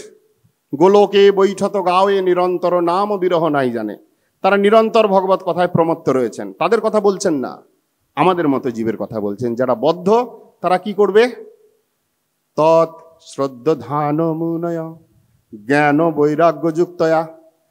শ্রদ্ধান, শ্রদ্ধা অবনত চিত্তে এই জ্ঞান বৈরাগ্য যুক্ত যে হরি কথা, ভাগবতীয় কথা, সেই কথা ভক্ত্যা শ্রুত গৃহীতয়া আদৌ গুরুমুখাৎ শ্রুত্বা তৎপশ্চাৎ কীর্তন।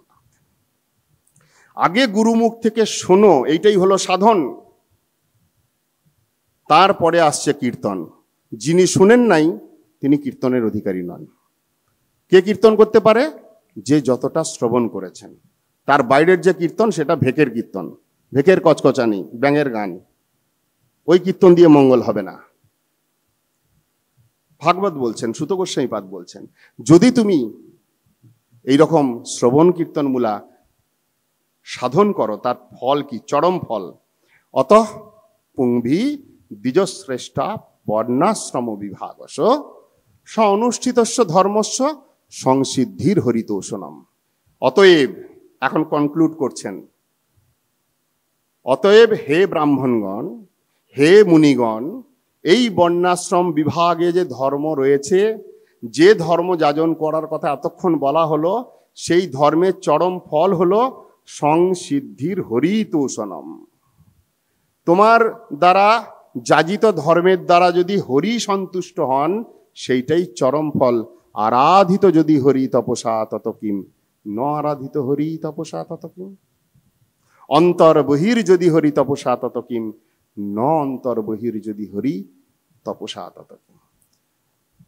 তারপরে বলছেন, এই যে এই রকম ফল যদি তুমি লাভ করতে চাও, তোমার যদি ইচ্ছা আসে যে আমি এই ফল লাভ করব, যার দ্বারা হরি সন্তোষ বিধান হবে, কিভাবে সেই ফল লাভ করবে? তাহলে তুমি নিত্য একটা বস্তু আচরণ করো। বলছেন, তস্মাদ একেন মনসা ভগবান সাত্বতাং প্রতি শ্রোতব্য কীর্তিতব্যশ্চ ধেয় পূজ্যশ্চ নিত্যদা। এইটা হলো নিত্য আচরণীয় সাধন। নিত্য শ্রবণ করো, সেই শ্রবণ কথাকে কীর্তন করো, কীর্তনকালে সেইটাকে ধ্যান করো, এবং এই রকম হরির নিত্য পূজস্য, পূজা করো, অর্চনা করো, আরাধনা করো, তার জন্য ফুল তোলো, তার মন্দিরটা মার্জন করো, তার ভোগের বাসনটা মেজে দাও, তার জন্য সবজিটা আমান্য করো, তার জন্য 2 পয়সা ভিক্ষা করে এনে তার মহোৎসব করো, ভক্তদেরকে ডেকে তার কথা কীর্তন করো, তার কথা শ্রবণ করো। শ্রোতব্য কীর্তিতব্যশ্চ ধেয় পূজ্যশ্চ নিত্যদা। নিত্যদা, নিত্যকাল করো। আজকে করেছি বা 7 দিন করব বলে বসেছি না, ভাগবত বলছেন নিত্যদা। যদি তুমি এই রকম ফল পেতে চাও, যার দ্বারা হরি সন্তুষ্টি বিধান পর ফল লাভ হতে পারে আমার জীবনে, তার আচরণ হচ্ছে এইটা। বলছেন, যদ অনুধ্যাসিনা যুক্তা কর্মগ্রন্থি নিবন্ধনম ছিন্দন্তি কবিতাস্তস্য কোন কুর্জাত কথারতিম। তুমি যদি মনে করো এই নিত্য ভগবানের কথা শ্রবণ করতে, কীর্তন করতে আমার তো বাধা আসছে, কর্মগ্রন্থি আমাকে আটকে রেখেছে, আমার স্বভাব আমাকে শুনতে দিচ্ছে না, আমার অলসতা, আমার শঠতা, আমার কপটতা, আমার জড় ভোগ বিষয়ে প্রবৃত্তি আমাকে এই নিত্য ভগবানের কথা শ্রবণ কীর্তন করতে দিচ্ছে না, এই কর্মের গাঁঠ আমার হৃদয়টাকে শক্ত করে রেখেছে, তার উপায় বলছেন, তার ব্যতিরেকভাবে বলছেন, যদ অনুধ্যাসিনা, একটা খড়গ দরকার, অসি দরকার। সেই অসিটা কি? অনুধ্যান রূপ অসি, নিরন্তর ভগবত স্মরণ রূপ অসি। স্মরণ আসবে শ্রবণ কীর্তনের দ্বারা।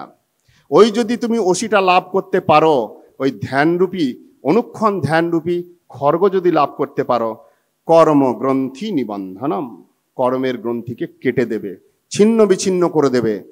কে করবে? ওই ভগবানের কথা। এই রকম কথা কোন কুর্জাত কথা আরতিম, এই কথা শুনবে না এমন দুর্ভাগা কে আছে এই সংসারে? অর্থাৎ এই কথাতে যার রুচি জন্মায় না, তার থেকে বড় দুর্ভাগা এই সংসারে আর কেউ নাই। এইরকম কথাতে যদি রুচি আসছে না, আসার পদ্ধতিটাও বলছেন কৃপা করে। কি বলছেন? শুশ্রূষু শ্রদ্ধানস্য বাসুদেব কথা রুচি। শ্রদ্ধাধান হয়ে বাসুদেবের কথাতে যদি রুচি আনতে হয় সেবাপূর্বক কি করতে বলছে? স্যাত মহৎ সেবয়া বিপ্রা পুণ্য তীর্থ নিষেবনাথ। দুটা আচরণ বলে দিলেন হরিকথায় আসক্তি করবার আচরণ। এক, ভগবত তীর্থ ভগবত আলয় পরিক্রমণ, পুণ্য তীর্থ নিষেবনাথ, সাধু সঙ্গে ধাম পরিক্রমণ, সাধু সঙ্গে মন্দির পরিক্রমণ, সাধু সঙ্গে তীর্থ পরিক্রমণ, তার সেবা। আর মহৎ সেবয়া বিপ্রা, সাধুগণের সেবা, মহাভাগবতগণের সেবা, বৈষ্ণবের সেবা। এই জন্য শাস্ত্রে বলছে ছাড়িয়া বৈষ্ণব সেবা নিস্তার পেয়েছে কেবা। ভাগবতের রেমিডি, যদি হরি কথায় রুচি আনতে চাও, এই এত রুচি কথা বলা হচ্ছে, রুচি আসছে না, দুটো উপায় করো। স্যাত মহৎ সেবয়া বিপ্রা পুণ্য তীর্থ নিষেবনাথ। এই জন্য নিত্য আমরা তো সবসময় তীর্থে যেতে পারি না, সবসময় ধামে যেতে পারি না। প্রভুপাদ এই কারণেই নগরে নগরে গ্রামে গ্রামে লোকালয়ের মধ্যে মঠ করলেন। মঠ মানে অভিন্ন ধাম। মঠ হচ্ছে বৈকুণ্ঠ ধাম, মঠ হচ্ছে নবদ্বীপ ধাম, মঠ হচ্ছে গোলক ধাম, মঠ হচ্ছে ক্ষেত্রধাম। এই জন্য যারা মঠে আসবেন, ধাম বুদ্ধিতে যদি মঠে প্রবেশ করেন, প্রকৃত তবে মঠের লাভ ওঠাতে পারবেন। আজকের কলিহত জীব আমাদের দুর্ভাগা এমন, দিন প্রতিদিন এইখানেই পাঠ হবে, ওইখানেই বসে গজর গজর করে অন্য কথা আলোচনা হবে। পরিক্রমা হচ্ছে, মন্দির পরিক্রমণ হচ্ছে, ক্ষেত্রধাম পরিক্রমা হচ্ছে সন্ধেবেলা, দুটো ব্রহ্মচারী গাইছে, 10খানা মহিলা আর 15খানা পুরুষ অন্য কথা বলে বলে ঘুরছে। আমাদের কপাল পোড়া। যদি হরি কথায় রুচি আসছে না, তার কারণ আমাদের আচরণ। যদি আনতে হয়, পুণ্য তীর্থেও নিষেবনাথ, আদর করে ধাম পরিক্রমা করো, মহিমাকে স্মরণ করতে করতে ধাম পরিক্রমা করো। আর মহৎ সেবয়া বিপ্রা, সাধু সেবা করো, সাধুর কাছে যাও, তাকে প্রণাম করো, তাকে পরিপ্রশ্ন করো, দুটো হরিকথা তার থেকে শোনো, সেই হরিকথা শুনে পরে সেটাকে আচরণ করো, সেই সাধুর হরিকথার সেবা করো। এর দ্বারা সাধু সেবা, এর দ্বারা তীর্থ পর্যটন হয়। এইভাবে জীবন করলে অনায়াসে হরিকথায় রুচি এসে যাবে।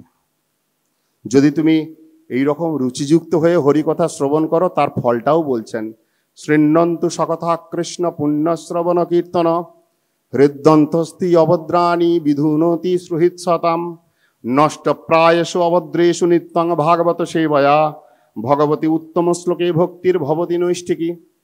যদি তুমি শ্রবণ করো ঠিকভাবে, যদি হরিকথায় তোমার রুচি এসে যায়, তার ফল কি হবে জানো? শৃণ্যতাম সকথা কৃষ্ণ পুণ্য শ্রবণ কীর্তন। এইরকম ভগবানের পুণ্য শ্রবণ কীর্তন করতে করতে হৃদয় অন্তস্থ অবদ্রাণী, আমার হৃদয়ের মধ্যে অবস্থিত যত নোংরাগুলো রয়েছে, বিধুনতি সুহৃৎসতাম, যেগুলো আমাকে হরিভজন করতে দেয় না, যেগুলো সাধুসঙ্গ করতে দেয় না, যেগুলো আমাকে হরিকথায় রুচি আনতে দেয় না। কথাটা শুরু হলেই ঘুম পেয়ে যায়, হাতে হরিনামটা নিলেই ঘুমিয়ে পড়ি।